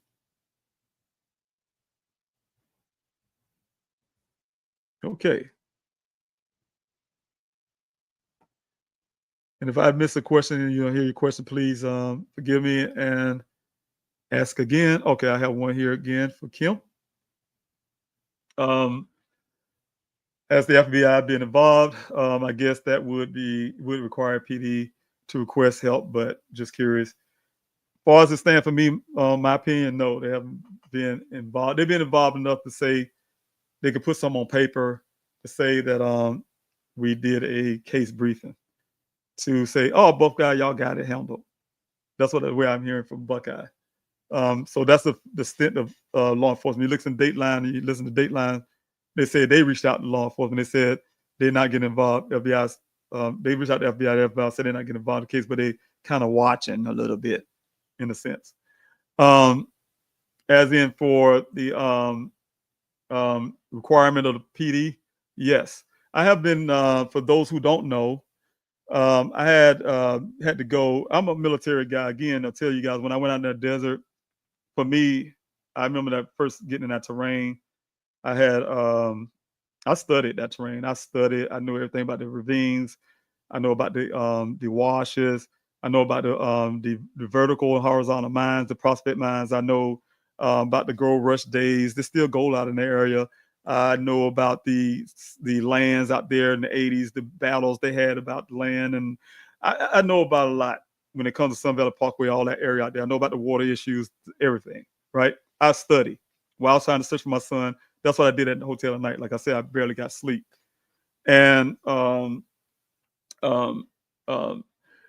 when it comes to my military situation, like I told you, I look at it as I left the desert of Afghanistan, dealing with my injuries, seen and unseen, and ended up in the desert of the snoring desert of Arizona, right? And well, this ended up in the desert. I remember seeing that terrain, and it is to take me back. The only difference is that the terrain in Arizona is a lot more vegetation than it would be in Arizona. I mean, in Afghanistan. It's just that I'm out there with people I didn't know. I'll say it that way. I remember when I first did my first search. I'm not gonna put her name out, but I was there nervous. We met at this gas station and we was hoping people show up. I say about good 30, 40 people showed up. And I didn't have nothing but my vehicle, my 4-wheel car. And so the goal was for me to ride. I was thinking about riding with Daniel's coworkers, because one of the coworkers, his boss, decided to come to my first search. They said it was coming. I was calling them and tell them, where we at, see if they was showing up. Because first when I got there, nobody was there. And I said, oh man, there's nobody gonna show up. The search that I got going here. But then all of a sudden the parking lot started getting filled at this Love truck stop. And so I was standing there in this crowd of people, and I had the guy, I'm not gonna put his name out, but he was my first search coordinator. And the reason why I chose him, he lived in Buckeye. He knows about the area. I learned a great deal about some of the things I told you I've been studying. And so he also did organizational stuff before. And so he is my pick to help me out with this. And so we was out there talking to the volunteers, and there was a young lady, a black young lady, standing there. And we're the only 2 black people, and I'm saying this for a reason, because naturally people kind of gravitate near each other. And so she had a SUV Jeep, and so she had this SUV Jeep. She said, you know what, you ain't got to take your car, you can ride with me.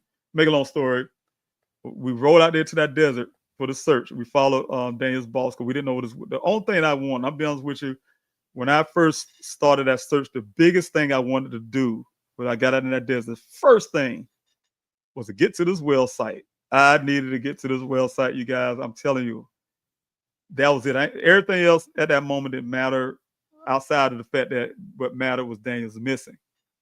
I needed to get to this well site. I need to see the stuff where the man told my son staring off, looking. I mean, everything was going on in my head. And so we followed him to James' boss to this well site. And so when I got on the ground, I tried to put myself in that position where I think Daniel would be looking. I always try to play my son, get in his shoes, get in his head. And so that was the first thing. But then I was out there on the ground. I'm getting to the point for this question, but I got on the ground, did my job, and that's how pretty much these searches been going. The young lady I meant to say, we mentioned, she ironically is from our home state and city. And she just so happened to have came to our first search. I'm smiling because she helped me out a whole lot. Came to the first search, heard about it, just moved to Arizona pretty much not too long ago. Heard about Daniel going missing, heard about the search and being a part. And I thought that was very ironic. What I'm saying is, that turned for me getting more people to come out to the search. And so as I was around the search all the time, with hundreds of people started. So that first search was like 30-some people. Then the second search was like probably like 100-some people. It was crazy. And it's scary in some aspects. But it's when I say scary, because I'm sitting out there with all these people, and anybody know if you're in the military, you have all these people. It's not really a comfortable feeling. And so I'm a person that try to get away from the military mindset in some areas, because we military, for me, I didn't like carrying weapons and things, right? And so you try not to carry weapons. But anyway, I remember just being out there and coming home from a search, and then I went to get set up for another search, for the next week. And I was at for the volunteers, I always go to Sam's or Costco to get bulk stuff for electrolytes for the volunteers to be safe and have plenty of food and things, that we need out in that desert, stay hydrated or whatever. And I was at Sam's this day, and I get a text message, and on my public number, and this person was said he had Daniel. To make a long story, they had Daniel. To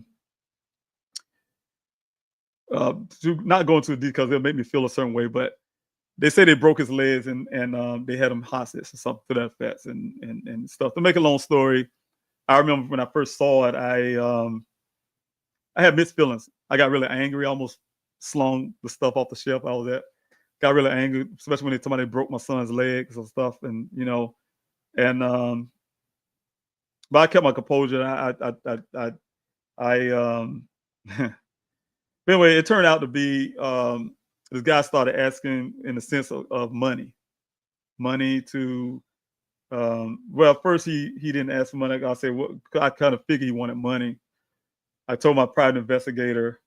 Of course, he went straight to work trying to figure out who this person is, and told me to keep on talking to him.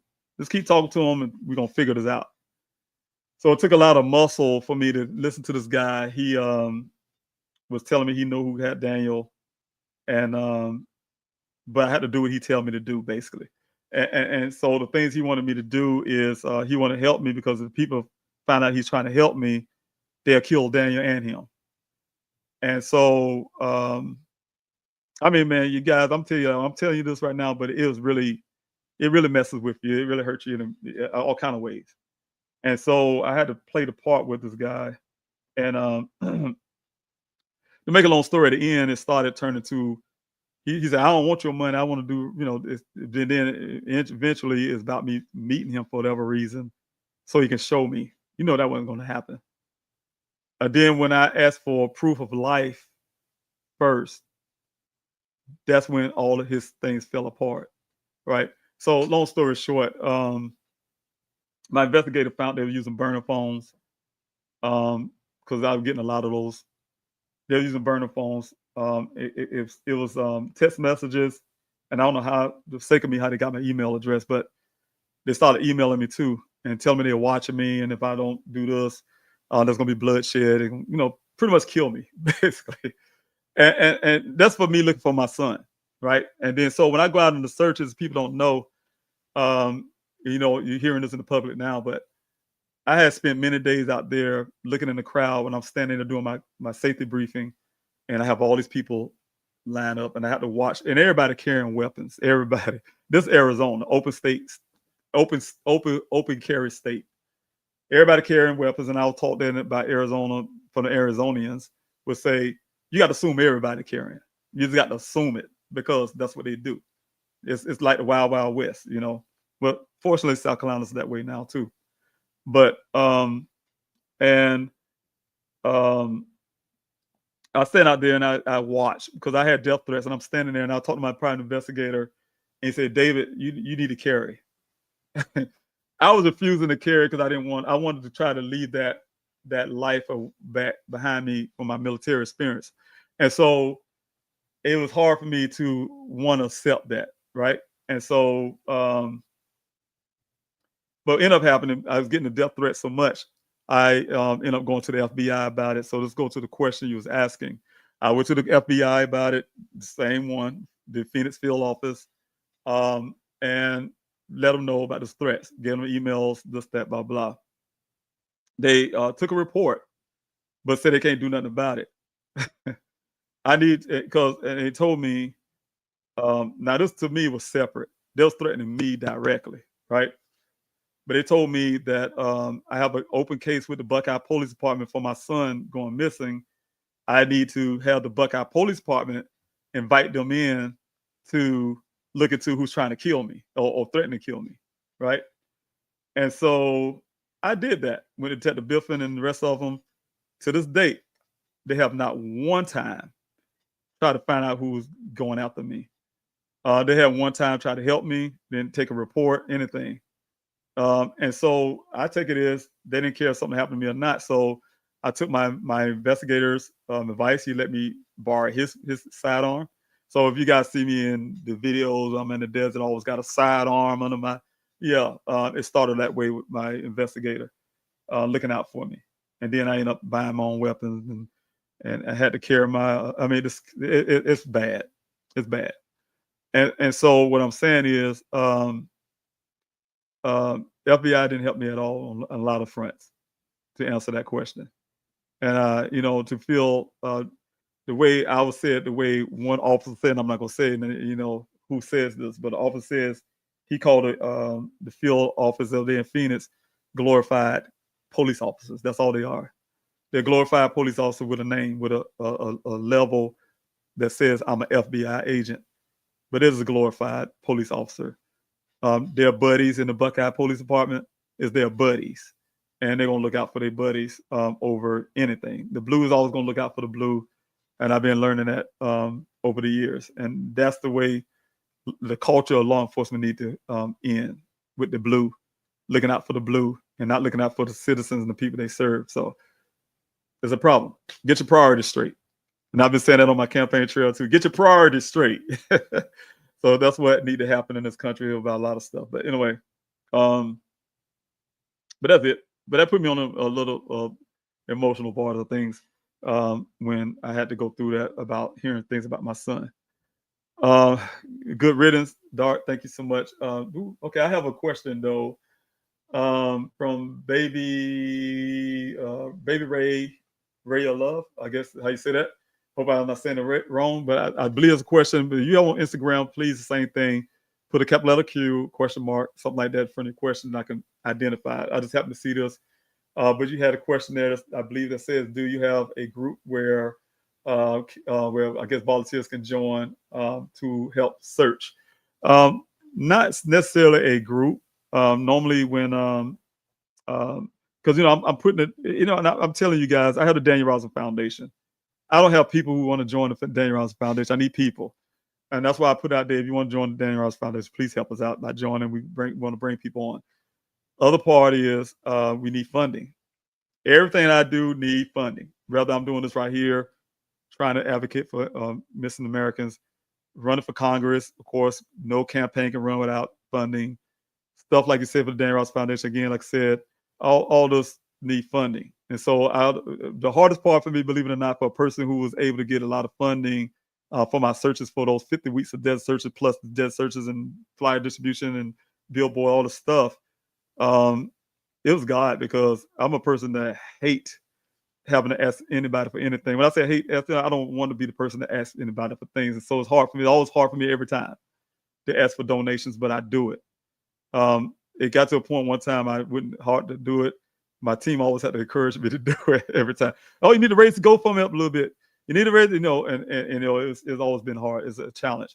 But as in having the people, yes, where can people volunteer? Just go to pleasehelpfinddaniel.com and watch. I have a search. I have something I end up doing, some type of event. We need volunteers. Daniel Robinson Foundation, again, need volunteers, need people. And to get it off the ground, do the work that I really want the Daniel Robinson Foundation to do. This thing here, I'm about to, and that's what I forgot. I did this Creole name, you guys, and I did jump off. But I forgot I was supposed to be talking about the Daniel's Law. And that is something, I'm gonna put it on my screen real quick, and I'm gonna answer this question, good riddance, in a minute. Daniel's Law. I want to talk about that too. So when I finish this question, we're gonna jump on Daniel's Law for a minute, then I'll go back to questions. But Daniel's Law, I will be talking about that. I've been working on some legislation that I want to see implemented. A lot of people doing legislation that want to see implemented. There's nothing wrong with getting more things done when it comes to our missing Americans. That's what I'm doing this for. I'm doing it in honor for my son. I have the Daniel Robinson Foundation in honor of my son. But Daniel's Law will help millions of Americans in this country.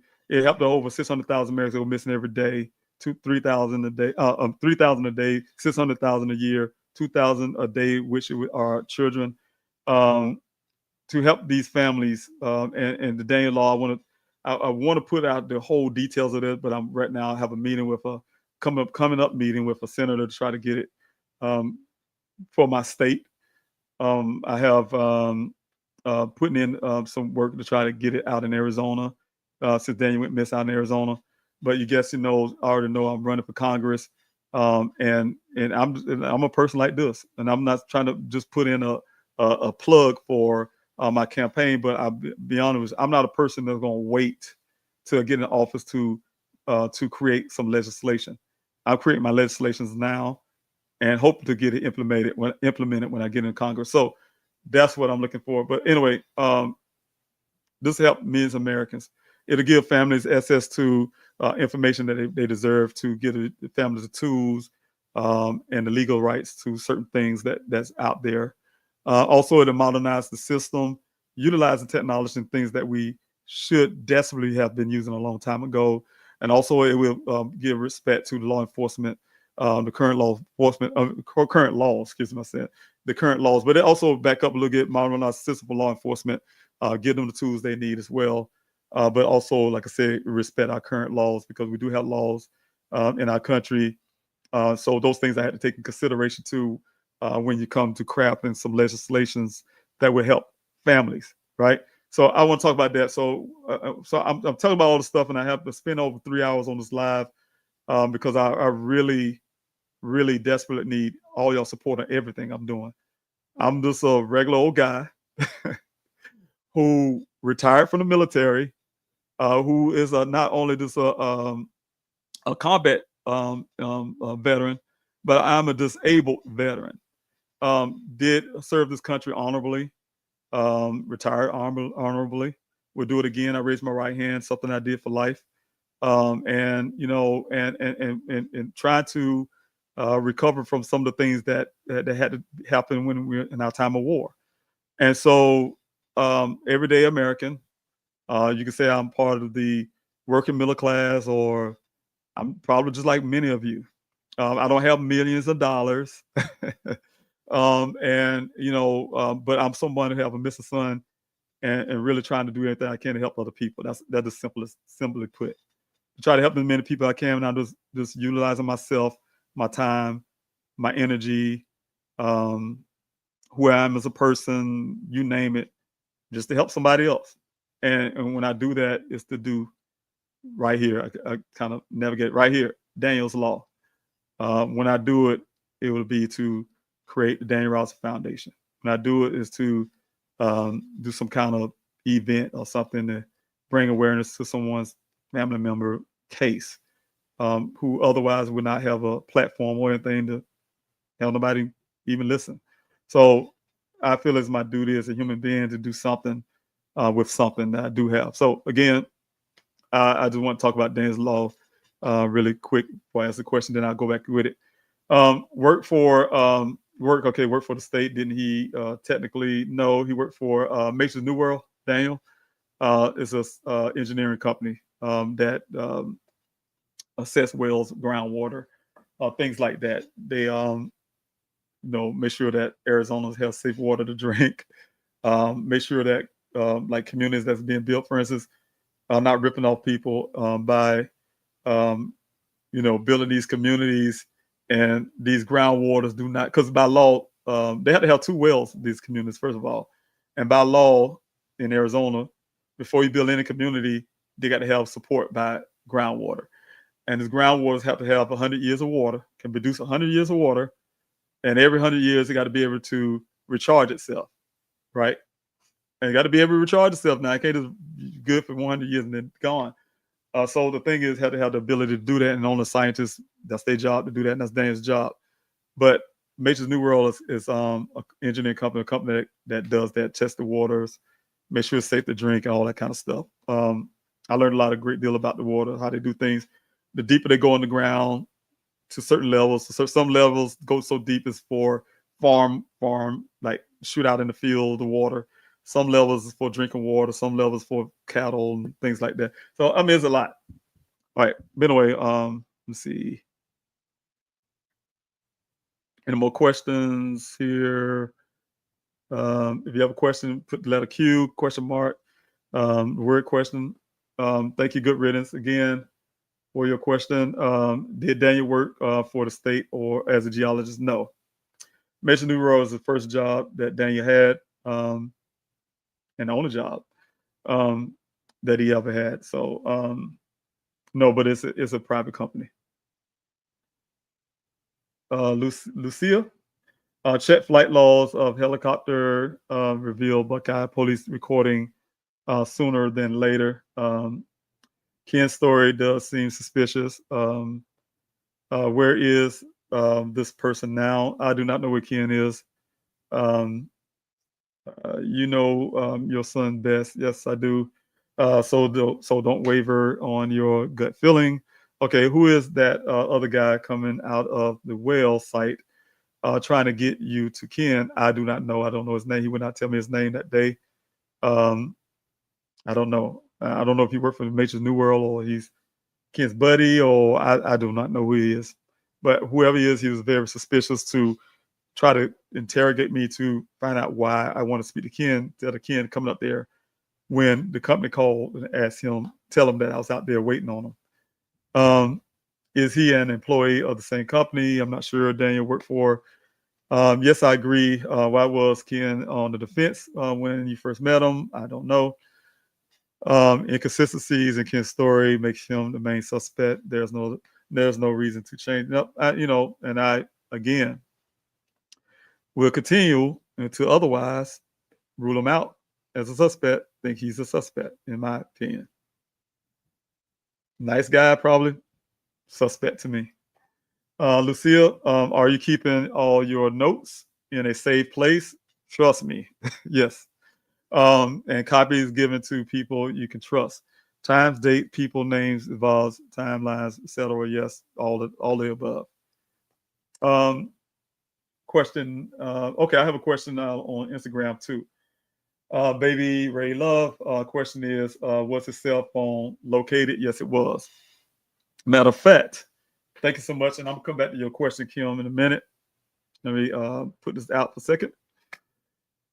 Thank you for asking that question, Baby Ray Love, off of Instagram. Yes, Dan's phone was located. Dan's phone was with everything else on that crime scene. Buckeye don't call it crime scene, but I do. Crime scene where the vehicle was put at, was staged. That phone was found on the crime scene, like according to Detective Biffin. He said he took the phone off the scene. This is what he told me. Took it off the scene and put it in his back pocket. And he said also that day that to me, this is what he told me. Not no hearsay, this is what he told me. He said he cloned the phone. Whatever clone mean, I don't know. But this was days after the vehicle was moved from that ravine. Because I think it was probably like at least about 2 days after. Because I ended up getting a meeting with Buckeye Police Department. But anyway, he said he cloned the phone. And so that's probably the reason why in that meeting he literally gave me the phone and everything else put in the trunk of my car. But when I went through the phone, that phone was missing, and I took it out the thing he gave me because it was already open anyway.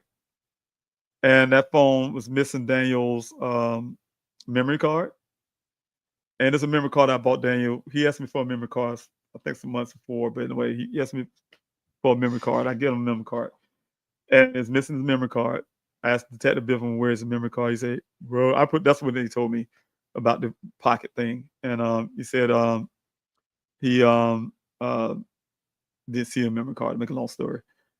And it was missing a memory card. It was missing his Google search histories. It was missing his Google Maps location. You can find location where the phone was at, things. All that was wiped out. All this conversation about with Caitlin was wiped out of the phone, except for her name and her phone number was still intact. The trash can was empty. Let's see what else. Trying to think of anything else.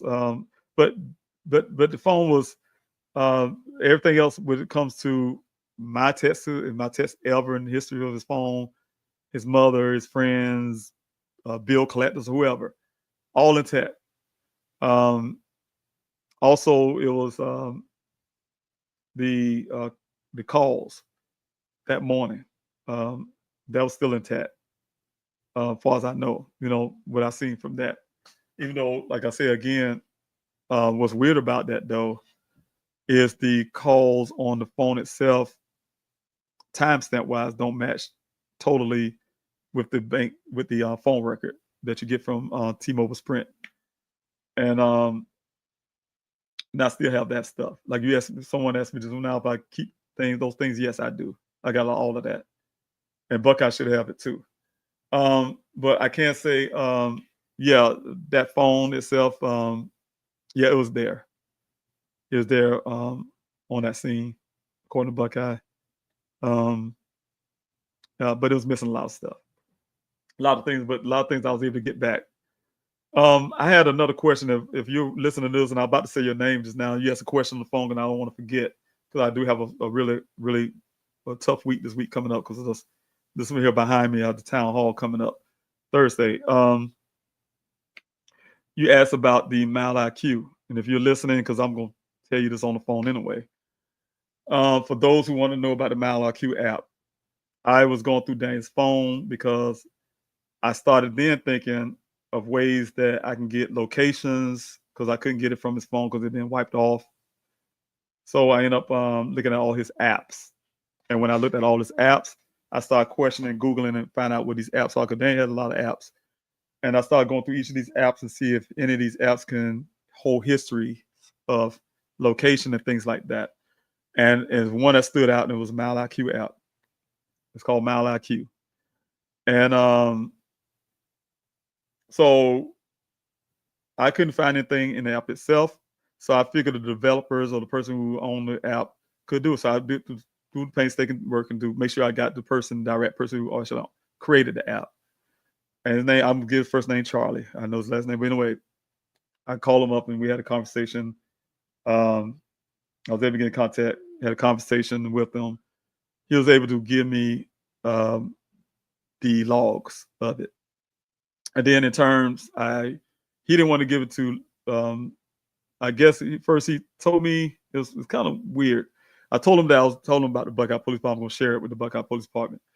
But it's almost like he didn't really wanted them to them to give it to him. He wanted me to give it to them. He sent it to me, and then I give it to Buckeye.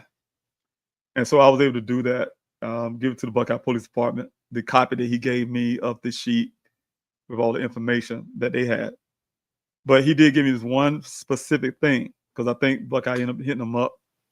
He gave me one specific thing. He said, you cannot use this app as any kind of evidence, because it's not accurate. He said, our app is not accurate. You cannot, sometimes it misses things. It skips over things, or it can show you somewhere that you're really not, that type stuff. And so I relayed that to Buckeye Police Department, but they had the copy I gave them. And I told them, look, because I didn't really know how to read it too well. I was getting kind of confused because the line the way it had it. So I went to Charlie again, and he sent me a different kind of copy, so it would make it a little more easier for me to understand, because it had a lot of I forgot the name of the time. It was almost like Zulu time that we use in the military. And so to make a long story, I pretty much in the news learned that the Buckeye Police Department hung their hat on the Smile IQ app. They took what I gave them and said, yeah, he was in this ravine. That vehicle was in this ravine, I think like 10 something to that fast or something they came out with. And so I look at the Mal IQ app, the copy that I get, the second copy I got, I don't see where they get that from. Because when I go look at these, the locations, the GPS locations on there, it don't put me in the area. It's some things that put you in the area, but it don't put you at that ravine. So I'll just try to still go through these locations, and I will. And I'm not gonna say 100% of your guys right now that is not there, but that's not what I found on my sheets. And I tried to find the old sheet that he gave me and see if maybe it was on there, and that's the one they got or whatever the case would be. But anyway, but nevertheless, the Mal IQ app was the only thing that I found on his phone that could help me with Daniel. That possibly could help. But like I said, it shouldn't be used to. In other words, if when it comes to Daniel having a criminal case, which it should be, it is in my book, you can't use a Mild IQ app. You need to use cell phone pings. You need to use things that's concrete, locational, the things that's concrete. And so that's what some of the issues I have with the Mild IQ is what was told to me by the developer himself. All right. Okay, Kim, Eden Williams, thanks so much for your question. I'll see that on Instagram. So every time you find another bone, you have to wait for testing to rule out the possibility of being Daniel. Yes. And that's the thing. And most of the bones we found, it was old. And to be honest with you, you kind of look at it until it's not something that was around time frame when Daniel went missing, because it was like old and kind of big, real gray, white, gray. It's not to be so graphic for people. So if you got little kids, please, they don't need to hear this. And I'm sorry for that. But we had one set of human remains was found. You guys seen the video, and I had my investigators. I didn't want to talk. I had him to talk for me. When Buckeye finally, for the first time I ever seen them, made it to the crime scene. Since we've been finding human remains, and that's weird to me. But anyway, the first time they made it to the crime scene, and they actually kicked me out of the area. We found these bones.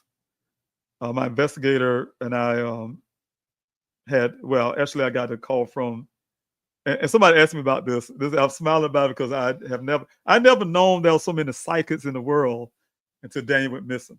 People that say they're psychics. And I used to get hit up with them a lot. And everybody have a different thing they believe happened, but I used to get hit up about a lot of psychics. People that say they're psychics. And I got hit by a group that was out of California when his remains was found, but out of California, and they asked, can they join the search? I said, yeah, sure, and so they came out to search, but they said they wanted to search alone. Now, technically, I have a rule for my searches, my desert searches. I don't allow rogue searchers.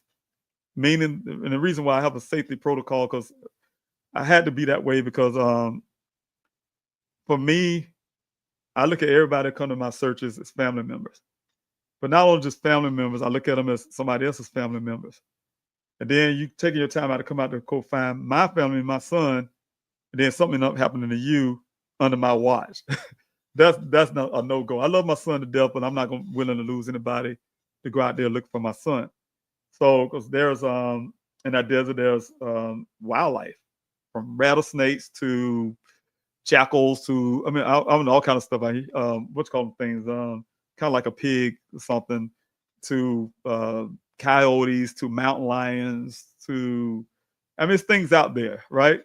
And so I've been out there, and I know I just said a while ago, I'll be out there by myself, and I have been.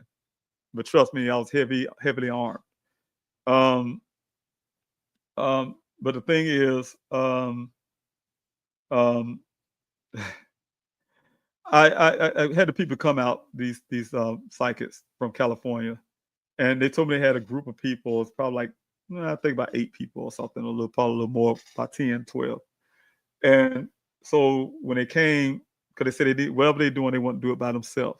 They had this feeling, a thing they do, that they're going to find some human remain somewhere. And so I say, okay, I conceded to and let them do it. And so my investigator's always out there in the searches with me at this point, because that's after I hired them. And he called me. I was on the radio. He called me because he went to go check on the psychic folks, him and his team guy.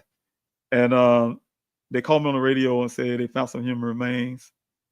Because every time anybody finds human remains, or any remains, I have to go.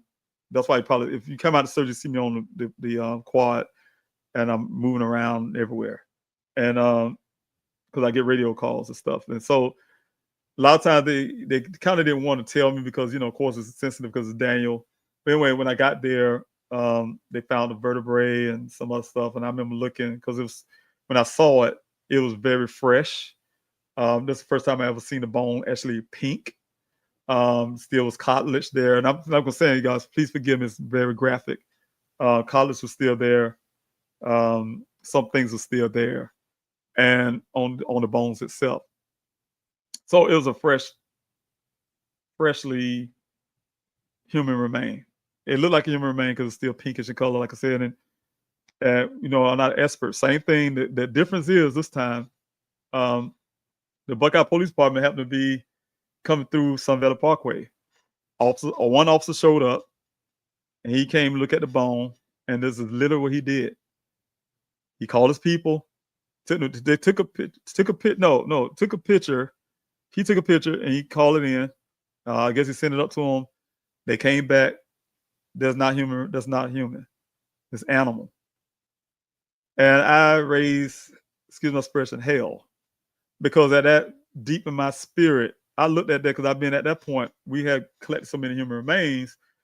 I've seen them when they look gray, and that looked just like a human vertebrae and a femur.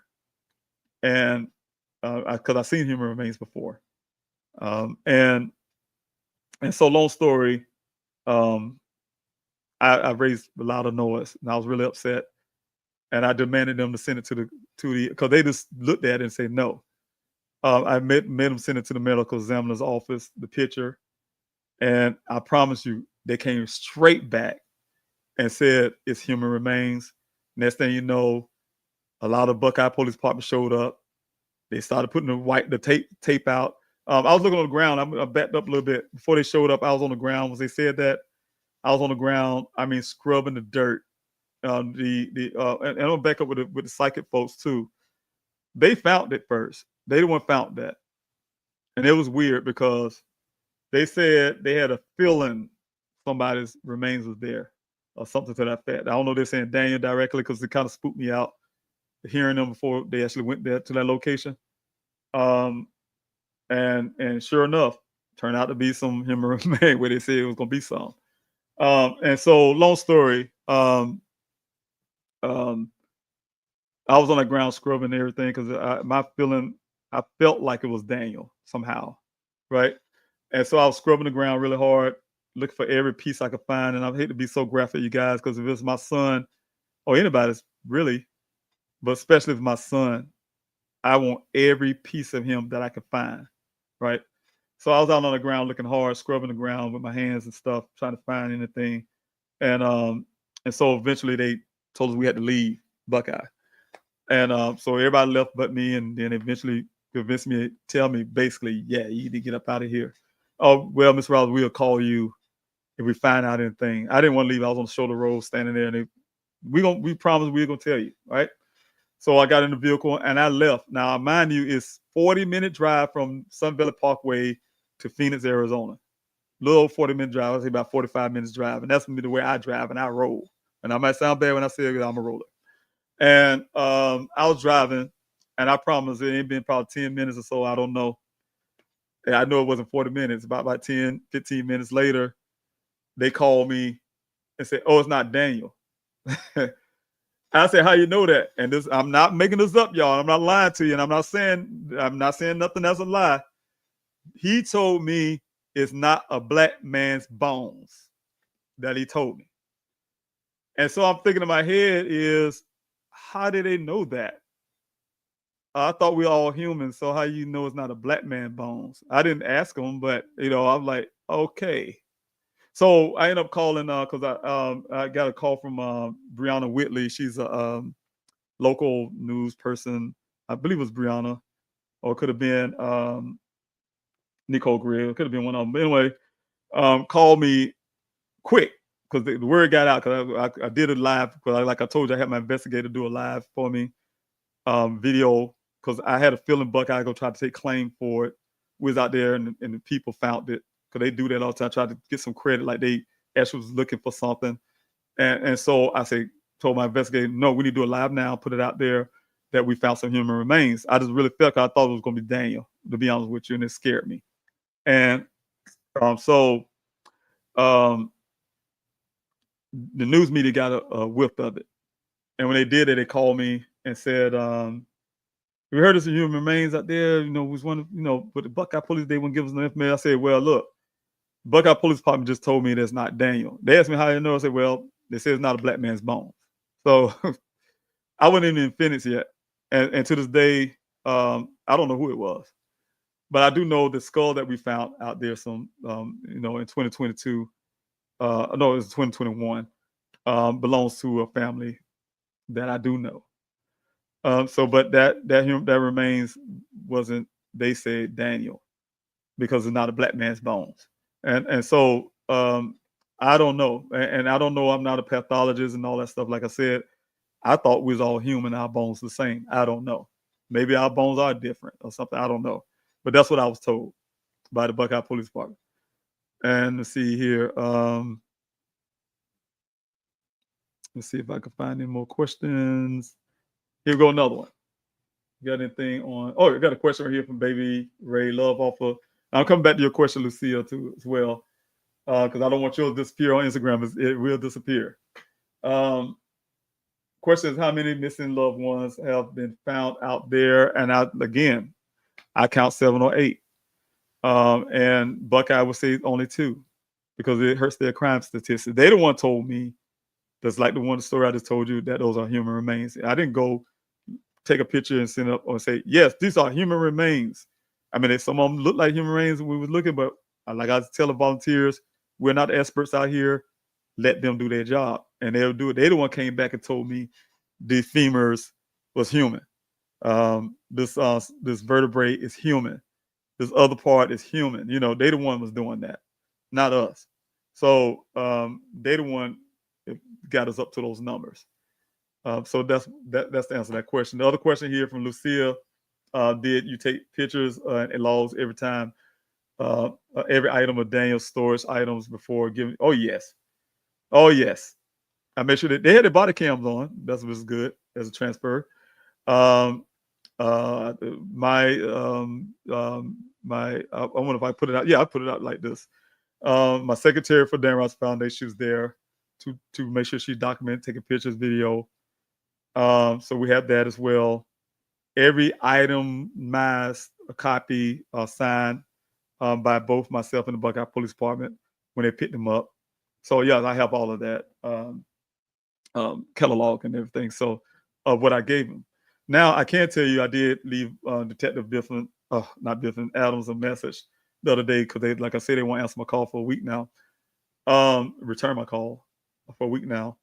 That if he's done with it, I need all those items back because I'm going to have it independent and test it. Because now if they're done with it, I'm going to have it then I have the right to do the independence to see what they did. Right. So that's probably why they answered me back, but I don't know. But anyway, I will see. But I need those items back. The question here, did you take pictures? Okay, yes, I got that. And I think I answered both of those questions. All right. And let's see. I'm going to call it a close, you guys. So if you have any more questions, I'm going to go to a certain point and I'm going to stop the question. I'm going to jump off this live. Let's see here. And thank you everybody for your comments. I see your comments as I'm going down. And Esther, I'm going to throw you on there because you're always here. Eerie feeling for sure. Communications possibly yet closer to the more difficult, it seems. But disappointed you here, Esther. You always support, always been there from day one. I really appreciate it. Esther, thank you again. So I had to put you on there, question or not. Okay, here we go. Good riddance, Darkness. Thanks so much for questioning.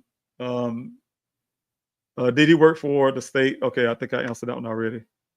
Mr. Answer. Oh, no, he did not work for the state. He worked for Matrix New World, Southwest Groundwater. That's a private-owned business, which actually been sold to someone else, but still keeping the same name right now. Cammie Down, thanks so much for being here. I really appreciate your question. Is there a billboard for Daniel in Buckeye? Not any longer. Funding ran slow. I know you guys can look at the GoFundMe and say, I want to explain that too for everyone who don't know. GoFundMe do not put on there how the money is spent and things like that, right? So it's not a thing up there like that. So from the time I came out to Arizona when I started, I was living in a hotel first. And the first time I first started my GoFundMe, it was to help get my boots on the ground. You know, and I use that terminology because I told you guys when I was on that road, I had to use my military training to keep my mind straight. And so my language was that from military, keep my boots on the ground. And so I kept my boots on the ground through the GoFundMe. My daughter introduced me because I've run out of hotel. I didn't know how expensive Phoenix is. It's very expensive there. Living in a hotel, running out of money, retired military guy. And she said, Dad, she want to introduce GoFundMe to me. I didn't know nothing about GoFundMe. And so I did that, and you guys supported. Helped me keep my boots on the ground. And more as I needed. I ended up starting the city search first. Started doing the desert search. No, excuse me, backwards. Desert search and city search kind of combination, but city search first.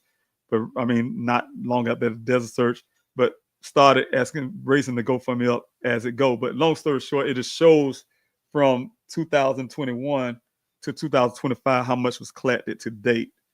And so each of that money back then was actually utilized for things like you're asking about the billboards. I had got a great deal with Lamar, who helped me out to get billboards from the east side of Phoenix to west side and one place in between, all up to Buckeye billboards. So yeah, they were there. It's funny though, I was able to get 2 pictures of billboard that I share a lot, and I've been trying to get more pictures on different locations. And I promise every time I go, for some reason, I could find. I didn't know billboards was all up on TM because I guess I have tunnel vision when I'm trying to get the Buckeye to go to the searches and things like that, or the Buckeye Police Department, because I see all of a sudden when I got the billboards for Daniel, that's when all of a sudden I noticed all these billboards, you know, everywhere in Arizona. I didn't think they even had the billboards, but yes, I had billboards all from the east side to the west. No longer now. Don't have the funding for it.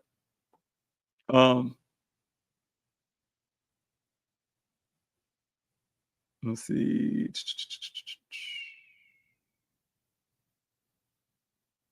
Let's see here. Let me see if I get more questions. There we go.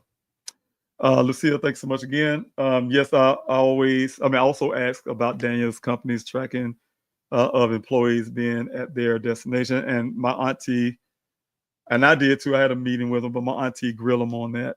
The same auntie that told me about the Firebird, grilled them on that. They safety protocols for their workers. They didn't have anything in place. Makes a new world for their employees. That's why Daniel was out there, and with no safety protocols, he was pretty much out there on his own, and so those wasn't good.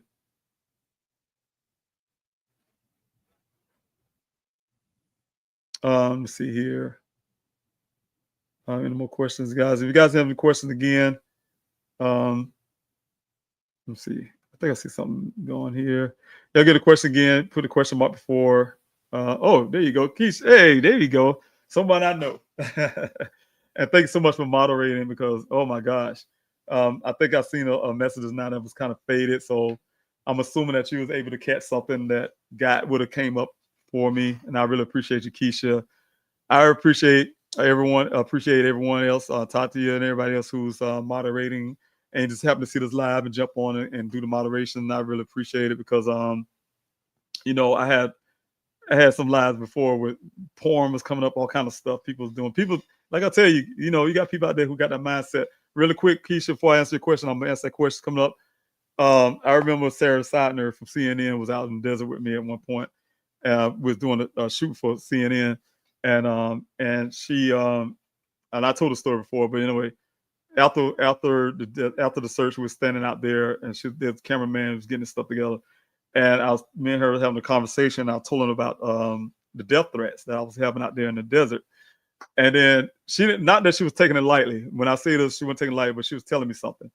And she kind of she said, "Oh yeah," and she did look at her cameraman, and she says, "How many death threats you had?" And he said, "I don't know. I just lost count." That's how he said it. And so I'm wondering where it was going at. But anyway, and she says, "Me too," and something to that effect. And so she said to me, it might be in like verbatim, but pretty much she said to me that David, when you put yourself out in the public eye, You put yourself out there to the public. You find out here in the United States how many crazy people are here, right? That's when the crazies come out. That's how I said it. When you put yourself in public's eye like that, that's when the crazies come out. Then you realize how many people are like that in this country. And she says, because when you do that, you expose yourself to people who has nothing better to do in life but to try to make somebody who already gone through pain life more miserable. That's what they do. And so when she said that to me, it was a big confident thing to me to know that despite of the fact that I have to watch my back and keep myself safe, there are some people out there that just try to harm you any way they can. Any way they can. I remember even a retired military guy like myself have been questioned of why I needed funding to go search for my son. I know a president of the United States who's a billionaire and got millions from his followers to pay his legal bills. I'm using that, but it's not a political thing I'm making right now. I'm just making a statement to say that we have someone who's desperately searching for his son, who need the aid of people who otherwise couldn't do it. So when you hear me say the grand thing of, oh, I did 50 weeks of desert searches, covered 35,000 acres of land, found human remains, bring clothes for other families, did this event, you know, do my own investigator, hire a private investigator, you know, you name it, everything. You think that come off a retirement pay for a military person? Like, really? And he don't need help somehow, and you have to question that. I don't get people sometimes. And so what I'm saying is the crazies come out, people that mean you harm, who try to find something to try to hurt you with. And I found that when I've been, so long story short, I've got, and one thing I like to say to the family, if you listen again, you have to be thick-skinned when you're out there looking for your loved one. Be thick-skinned. Please be thick-skinned, because you will hear it all, see it all. And it would come. And the thick skin would come again with the schemers dressed up in investigator uniforms and saying they out there to help you. Even not just them. Also, you got to watch the podcasters as well as the some. And I'm not saying that, and I'm not broad everybody's one paintbrush, because a lot of great people out there. I'm just saying the ones that don't. You have to, in other words, you have to use your best judgments. And the only way you can do that is to find someone in your family, again, I'm going to say it over again, who's able to do that, who's able to do what I have done. I don't know if they have military training or not, but I was able to use that to find something, some kind of training, something to say, hey, for this moment, I can put my feelings aside, my emotions aside to get a job done. And that's what's going to happen. If you have to hire somebody else to do it for you or find a family member to do it, you need those things. You got to be very tough skinned, because I'm telling you, the crazies come out. They do things and say things. Keisha, thanks so much for being here. Thank you so much. And I'm going to say it. I know you probably don't want me to, but thank for the thousands of hours. I'll put it that way. And I'm probably thousands, of course. But the time that you put in, be out there on that city out there. And that when I leave the desert, people, this lady right here is out there in that city with me, passing out thousands of flyers, though. Thousands of flyers.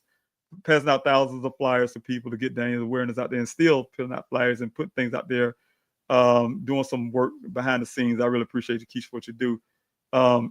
And so people like that could understand what I have actually been doing out there in Arizona, and can say, look, I was actually, like her, had her boots on the ground, you could say, right there on my side by side, helped me out there, putting these flyers out in the malls, parking lots, the streets, the front storefront locations, to you name it, out there in the neighborhood, whatever she getting it out to as well. So again, that's the question: is law enforcement implemented already? Is law enforcement implemented already? I guess you mean no. In my book, yeah, but I don't know. I can't answer that question right now. I feel my emotions, I'll take that back. What I have, information that I have, will say that law enforcement, I'll try to be careful how I say it, but in my opinion, it's a lot of cover-ups there, a lot of cover-ups that happen, and when it's almost like a lie. You tell a lie, you have to create another lie to cover that lie, and then you have to create another lie to cover the lie, two lies that you already told. So what happens is it gets to a point where somebody either have to quit their jobs and get up out of there before they get in trouble for what they've done, or something else. So, but yes, I don't know. We'll find out. Keisha, we'll talk on the back end on that one. Any more questions on Instagram? No. Lucille, thanks so much. Why would they wipe the phone and clone it? If it was cloned, can you access the history of a clone phone? I don't know. That's a good question. I need to go research that. But if you have the real deal, that is a good question. Why would you clone it? I remember when I had the phone on, I had to turn Daniel's phone off. I was at a hotel after he gave me that phone back, and I left it on purpose because I wanted to see if anybody phone call come in that I need to be checking out, right? And I learned that with Daniel's phone, I can't put this out in the public. It's make me laugh. Daniel he's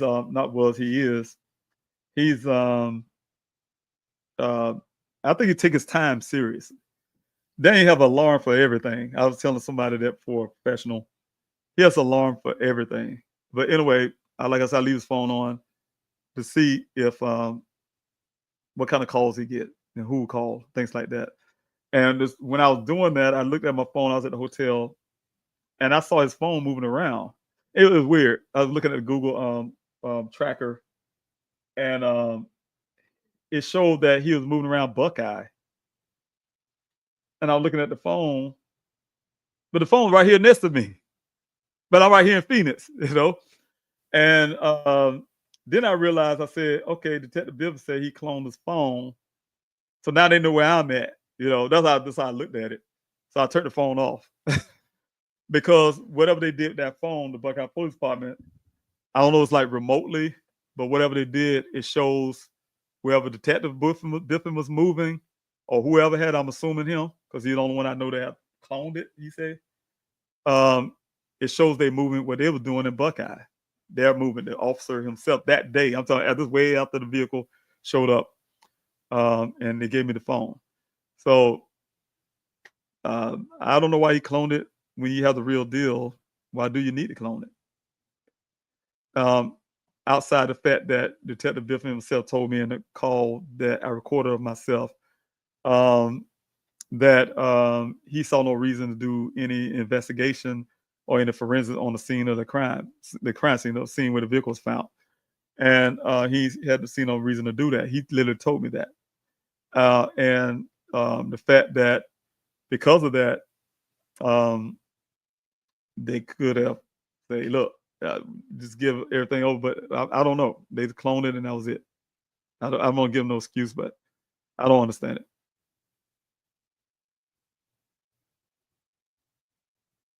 Okay. And I saw some information there for Elsa. Thanks so much, Elsa. You give me so much information. I want to tell you thank you again because I've seen a few things on the inbox that you gave me as well. There was recently an arrest made in Buckeye for stolen cell phone tower equipment and tampering. I would look into that too, and I'm sure you sent that to my email. I'm gonna put this up, Cam. I know it's not a question. You say, "Oh my God, I can't believe they got it wrong first time. How could they have not recognized the bones as human bones the first time? That must have been frustrating, infuriating." It was. Yeah, that's why I flipped out. Because I was sure there was human bones at that point because I've seen so much at that point. And then this was a fresh one, so of course it was freaking me out because it's fresh enough to say it could possibly be Daniel. And so I never forget that feeling. Yeah, it made me really angry that you just look at, oh yeah, this human bones. You didn't send it to the medical examiner's office. You look at the picture and say it's human animal bones. But think about it. If I was a kind of person who was a detailed person, like the military army tell you, pay attention to details. If I was a detailed person, I could have easily, oh well, Buckeye says it's not human and moved on. that means somebody's family member is still lying on the ground out there in that desert. So that tells you the details, like I said, of this whole investigation of Daniel, the whole detail of the history of this whole thing, how it really matters that David Robinson, his search actually produced something. The police department haven't produced zero, anything, since Daniel went missing. Not one thing. No cell phone pings, no data from his Uconnect, no camera footage, no no information about Daniel's vehicle, the red transfer paints, you name it, all this stuff, nothing. So anything you know about it, y'all hear it in these shows y'all watch and everything about Daniel Case, it came from my own it came from my perseverance to find for my son. It came from you guys helping me with donations to get a private investigator in Daniel's case. It came from, I'm telling you, everything like that. For the volunteers on the ground doing line searches with me and finding human remains. Me going out to far north area of the Hassayampa River and finding the stolen car that they've been looking for. I'm just saying. So I can go on and on and on.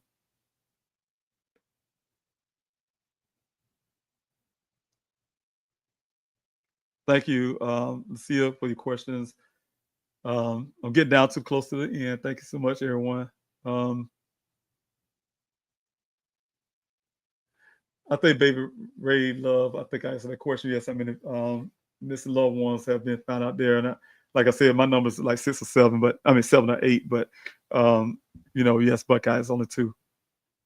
Question, Lucille. Well, I'll say your question, Buckeye now is only 2. In the past, it was 7 or 8.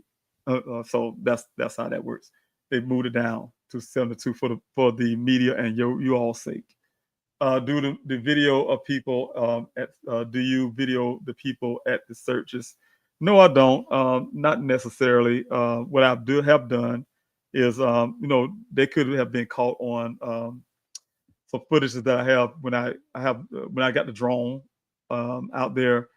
I would take the drone ahead of us to do 2 things. I can later take that same footage of the drone when I go ahead. I can play it on my computer and go really slow and do my own individual search on the ground, zoom in and all kind of stuff after that and kind of look for things to make sure that we didn't miss anything.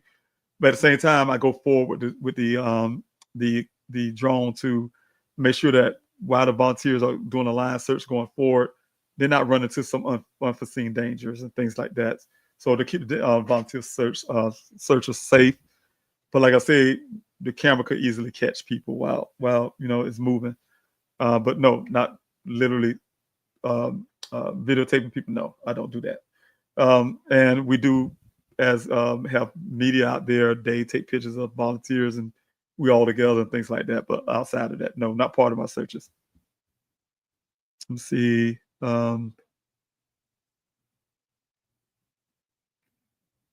Any more questions? Let's see. I think I'm running out here. Well, this is the last comment, and I'm done with the questions. I'm going to leave a comment here, and I'm going to jump off this live, everyone. Thank you so much for being here. I truly appreciate it. Thank you so much. I know it's been 3 hours and 44 minutes, going to 4 hours. As I said, Don says here, Don Holmes, thanks so much for being here, Ms. Holmes. While after hearing this information, I cannot wait to have this legislation create the Daniels law to implement it. So, because this is outstanding work, David. Thank you. And I thank you so much for saying that. I'm going to break it down what you're saying because you guys still sticking there with me. I still need your constant support. I still need your donations. Please, please, please, please, for everything I'm doing, whether it's for my congressional run, whether it's for everything I'm doing for Advocate for Families, whether it's for the Daniel Robinson Foundation. But those things have to be separate. Of course, you guys know it cannot accept donations for my campaign with Daniel Robinson stuff. Those are 2 separate entities. The same thing with the Daniel Robinson Foundation. Those are separate things. That's a foundation, 501c3. It's a true 501c3. So if you guys want tax breaking things, you get that to the extent of the law. That is a true 501c3. If you want to donate as well. Daniel Robinson Foundation, go to DanielRobinsonFoundation.org. You can donate there. DavidRobinsonForCongress.com. You can donate there. The GoFundMe, you guys can go to PleaseHelpFindDaniel.com. You can donate to GoFundMe. to help me in my efforts going forward for searches to whatever I'm doing, getting out to Arizona. If you guys want to help. So Daniel's Law pushing that as well to get Arizona, try to push that in Arizona. That goes through Please Help Find Daniel. See what I'm saying? Things are separate. But Daniel's Law also for the campaign side is support. If you're supporting just the campaign, because you say I want to see Daniel's Law implemented in Congress one day, you can donate to the campaign for specifically for the campaign purposes. But those are separate things. So make sure you put in your mind and understand what I'm saying. These are separate things. I'm not trying to go to jail to say I'm accepting money for campaign when it's related to something different than campaign things. I'm not trying to accept money for the foundation when it's was founded, separate from foundation things. And likewise, the GoFundMe is more personal. It's my personal things to do what I'm doing, try to help families personally. And also, you guys can go to GoFundMe right now. You can see what I'm talking about, the $70,000 debt that I'm still trying to pay down. You want to help me with that, you can do that as well with the GoFundMe only. Congratulations thus far on the hard work and all the dedication, all the days and hours. This has turned into years of tumultuous situation. Grief and loss, I hope it all just pays off. And I do. I say the same thing. I tell the people around me in someone's name who goes missing, not just Daniel, but for many more, for the many who are currently missing. And I smile, Don, because you saying everything, you hitting everything. It's really, really hard to explain. You saying everything I've been saying for the last few days, rather on my campaign run. I have been asking for money for donations for that. I've been asking donations for the GoFundMe for what I'm doing going forward, and my personal financial situation, trying to pay down that $70,000. Also, the fact that I have the Daniel Robinson Foundation, I really want to be out there to help people, and we need donations. We also need people, and so I say it this way, and you're saying it kind of clearly the way I like people to understand. I'm just a regular old guy who decide to step up and do something, right? Do something, I mean fighting for my son. That was the first thing. Well, I already know I fought for my country, our country, but fight for my son. And while I was fighting for my son, do right by other people, other families, by advocating and doing everything I can. And also by sitting down, taking time for everything I learned, and try to write some legislation so no family had to go through what I had to go through to try to look for Daniel. What me and my family are asking for is little simple stuff that should have already been there, things that law enforcement handicapped for. I'm handicapped, you handicapped, everybody handicapped for. That shouldn't be happening right now. The Daniel Robinson Foundation as well started that in honor of my son's name because the kind of family we are, like I said, to help other families not go through what I've gone through. Don't know what the first steps to do. That's why I made the pamphlet I made for families. I passed that out on the last kind of like vigil I had to help families to navigate what to do when they get a missing loved one, what they should do, should not do, or what to look out for, things like that. Let me see, I'm trying to think. I don't want to miss anything, but it's so much stuff. What I'm saying is to be passionate, to create some type of anything. I got one in the making now. We have one coming up for Tempe Town Lake, but I found out we can't do it. Got to wait next year, but we're going to do something anyway because they all booked up for the rest of this year. But we're going to do something next year in Tempe Town Lake. But in the meantime, I'm still pushing another function, like I've been doing some kind of activity to bring awareness to missing American cases, as well as be given a platform, like I said, to a family who don't otherwise get their voice heard. We already know news media only carry things when it benefits them in a money way, meaning that if the story is something that would catch the eye, there's some twist to it, something that's really exciting, they get ratings. They get advertisement money, all that kind of stuff. But we have real families' pains here. We have real families with pains like myself, my family, real life situations. Who give a without others who give a damn, but yeah, at the same time, we need the news media. We need people to spread these words, but we don't care about their ratings, right? Not when your loved one is missing. So trying to fight to make sure that law enforcement media is don't have the biases there, choosing stories based on the person's race or what they are, and things like that. The kill the disparities is out there to make sure that voices can be heard.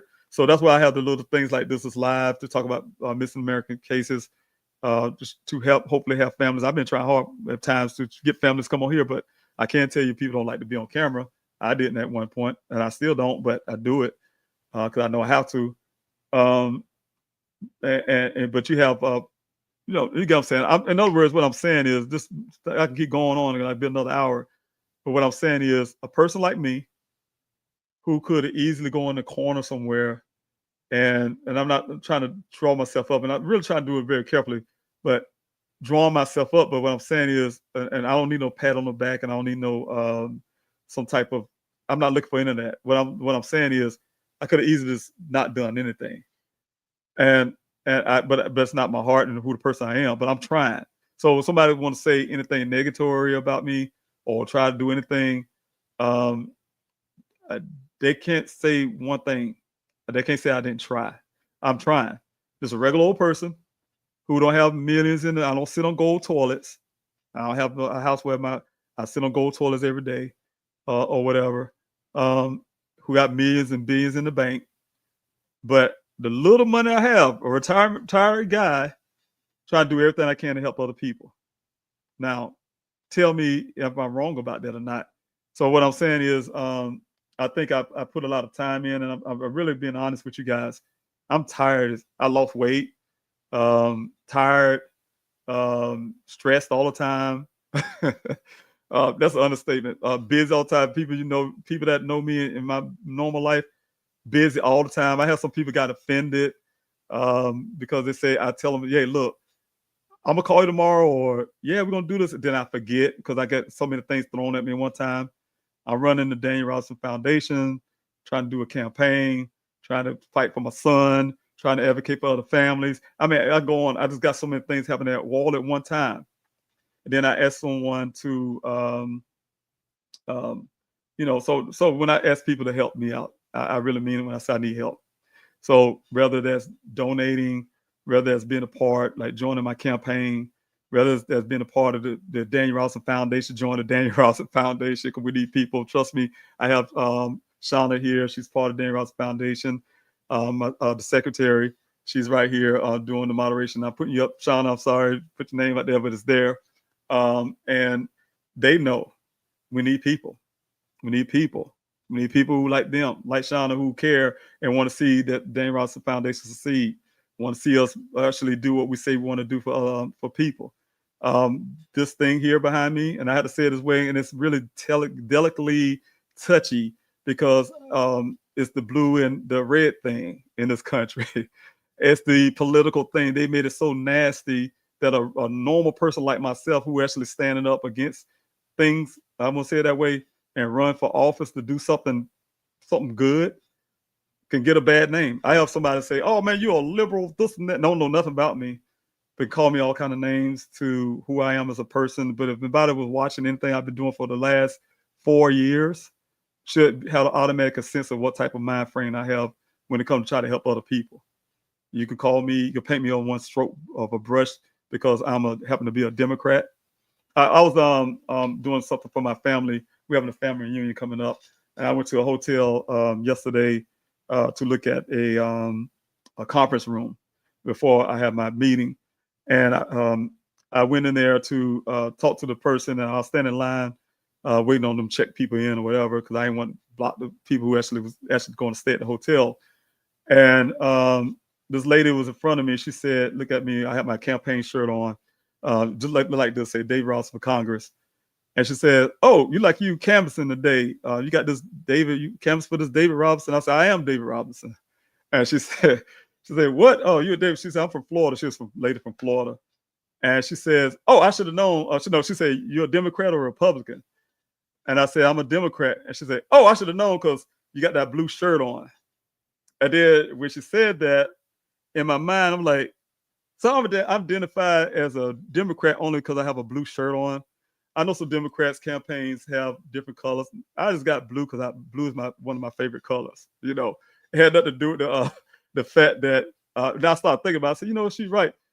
They identified the Republicans with red and Democrats with blue. Make a long story short, I looked at it and I said, no, this is my favorite color, right? And if you look at the mic right here, you see the blue in it, it's blue. Not because I'm a Democrat. It's blue because that's one of my favorite colors. Black is my favorite color too. I thought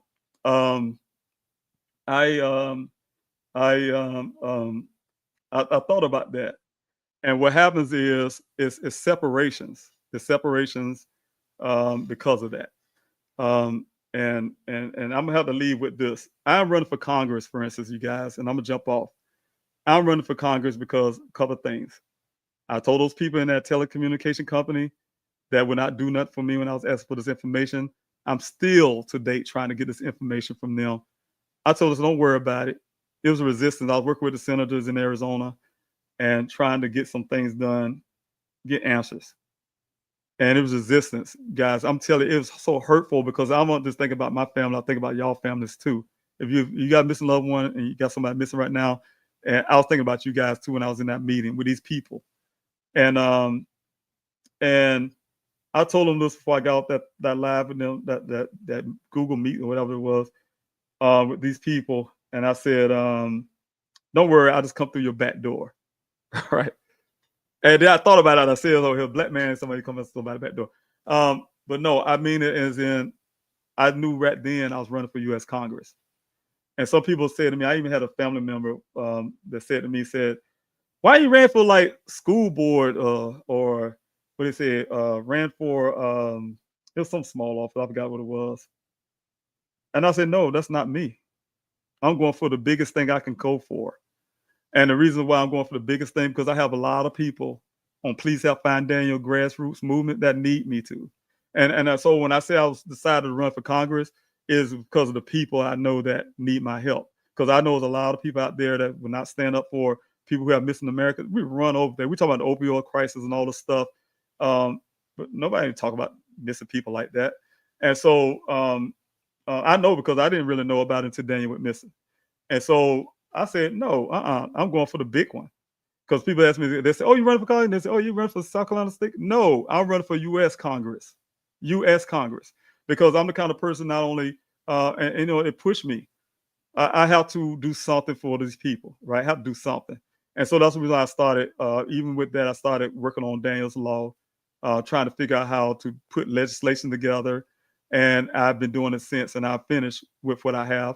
I have a meeting, like I said, coming up, hopefully get this date with the senator to try to get it implemented here in South Carolina first. Also, while I'm on this campaign trail to gain momentum for it. That's why I'm talking to you guys about, let me put it up on the screen again, about Daniel's Law. Let me see if I can put that smaller because it's covering me up. See, I can find a way. There we go. That's even better. To implement this about Daniel's Law, because Daniel's Law is going to help many missing Americans out here and their families. It's going to empower law enforcement as well as the families to give us the leverage that we need to make sure we get these data and things that is owed to us. So long story short, make small. I'm going to talk about this from now on. There's two ways that I could have done this is to, and I need you guys to take this. I'm going to put it on my social media flyer, this flyer here, and it's going to say, please help find Daniel's Law. I just want you guys to share this with a hashtag Daniel's Law on your social media platform, because I will post it and I want you to copy, paste or whatever, share today to get momentum going for me so people know it's out there, Daniel's Law that I'm working on. And so I'm introducing it to legislator here in South Carolina and also, like I say, on this campaign trail, as well as I'm going to go out to Arizona and try to push it there as well. So also, in the meantime, I'm also going to be pushing here in South Carolina while I'm doing Daniel's Law, the Clear Act, Clear Act for the Clear Alert, excuse me, that I've been introduced to from a friend of mine in Louisiana who told me about this alert that they utilized this in Texas. And Texas is one of the state that actually started this. I think there's only 2 other states that actually have it as well, but I want it here in South Carolina, and I want it nationally too. So I'm carrying all of that with me. I'm saying to say that my congressional run is, I think I lost Instagram, so everyone, but my congressional run is this movement, this grassroots movement. The Please Help Find Daniel is where it started. It's the people that's behind me for these 4 years. It's your campaign as well. So I cannot really separate those two. Is the reason why I ran for U.S. Congress in the first place is because of my son, is because of you guys, your help, as well as these missing Americans all across this country. So I'm gonna see if I can get Instagram back on for a second. And I really apologize to everyone who was on Instagram and I lost them because I think they do a cutoff after a certain length of time. I'm on the 4th hour. But anyway, just want to say thank you, everybody, for joining in on this live. I am going to jump off. I need to jump off. Thank you, Shauna, again, everybody who's here, everybody that was on Instagram that got kicked off or booted off. I apologize if you're on Instagram, Facebook, and all that stuff. You jumped on here from Instagram. Thank you so much. You still continue to watch. But I just want to say thank you, Esther, Lucia. Thanks for those questions you had. I truly appreciate it. But yeah, and if you have any tips and things like that, please utilize the number below. Again, like I said, I'm going to talk about Daniel's Law from this point on.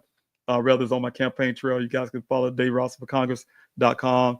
Whether it's through the Daniel Robinson Foundation, DanielRobsonFoundation.org, and also here, the grassroots movement, Please Help Find Daniel. That's PleaseHelpFindDaniel.com. You'll see it on the website. I'll be putting this poster up everywhere. I've been sitting in the seat so long, that's why you see me scooting you guys sitting too long. But yeah, definitely want to say thank you so much, everybody, for joining us live with me for 4 hours. But yes, I haven't done it in a while, so it's well deserved. So thanks so much, everyone. Love each and every one of you for being here. I'm sorry I pushed that button, but thank you everyone for being here with me and being a part of this live. Take care of yourself. Have a happy weekend.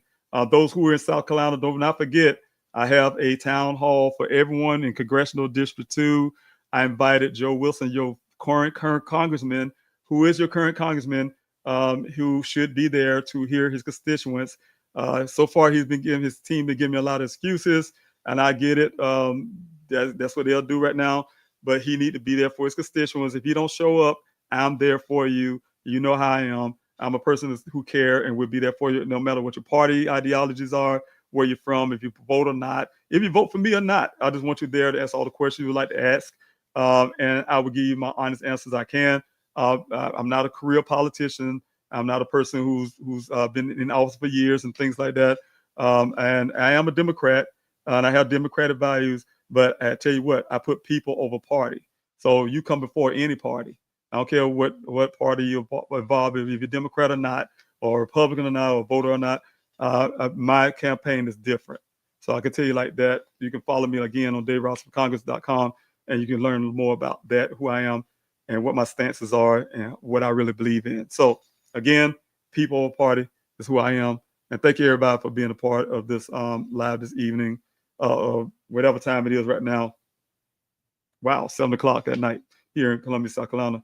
But thanks so much, everyone, for being a part. I really appreciate you again. Take care of yourself.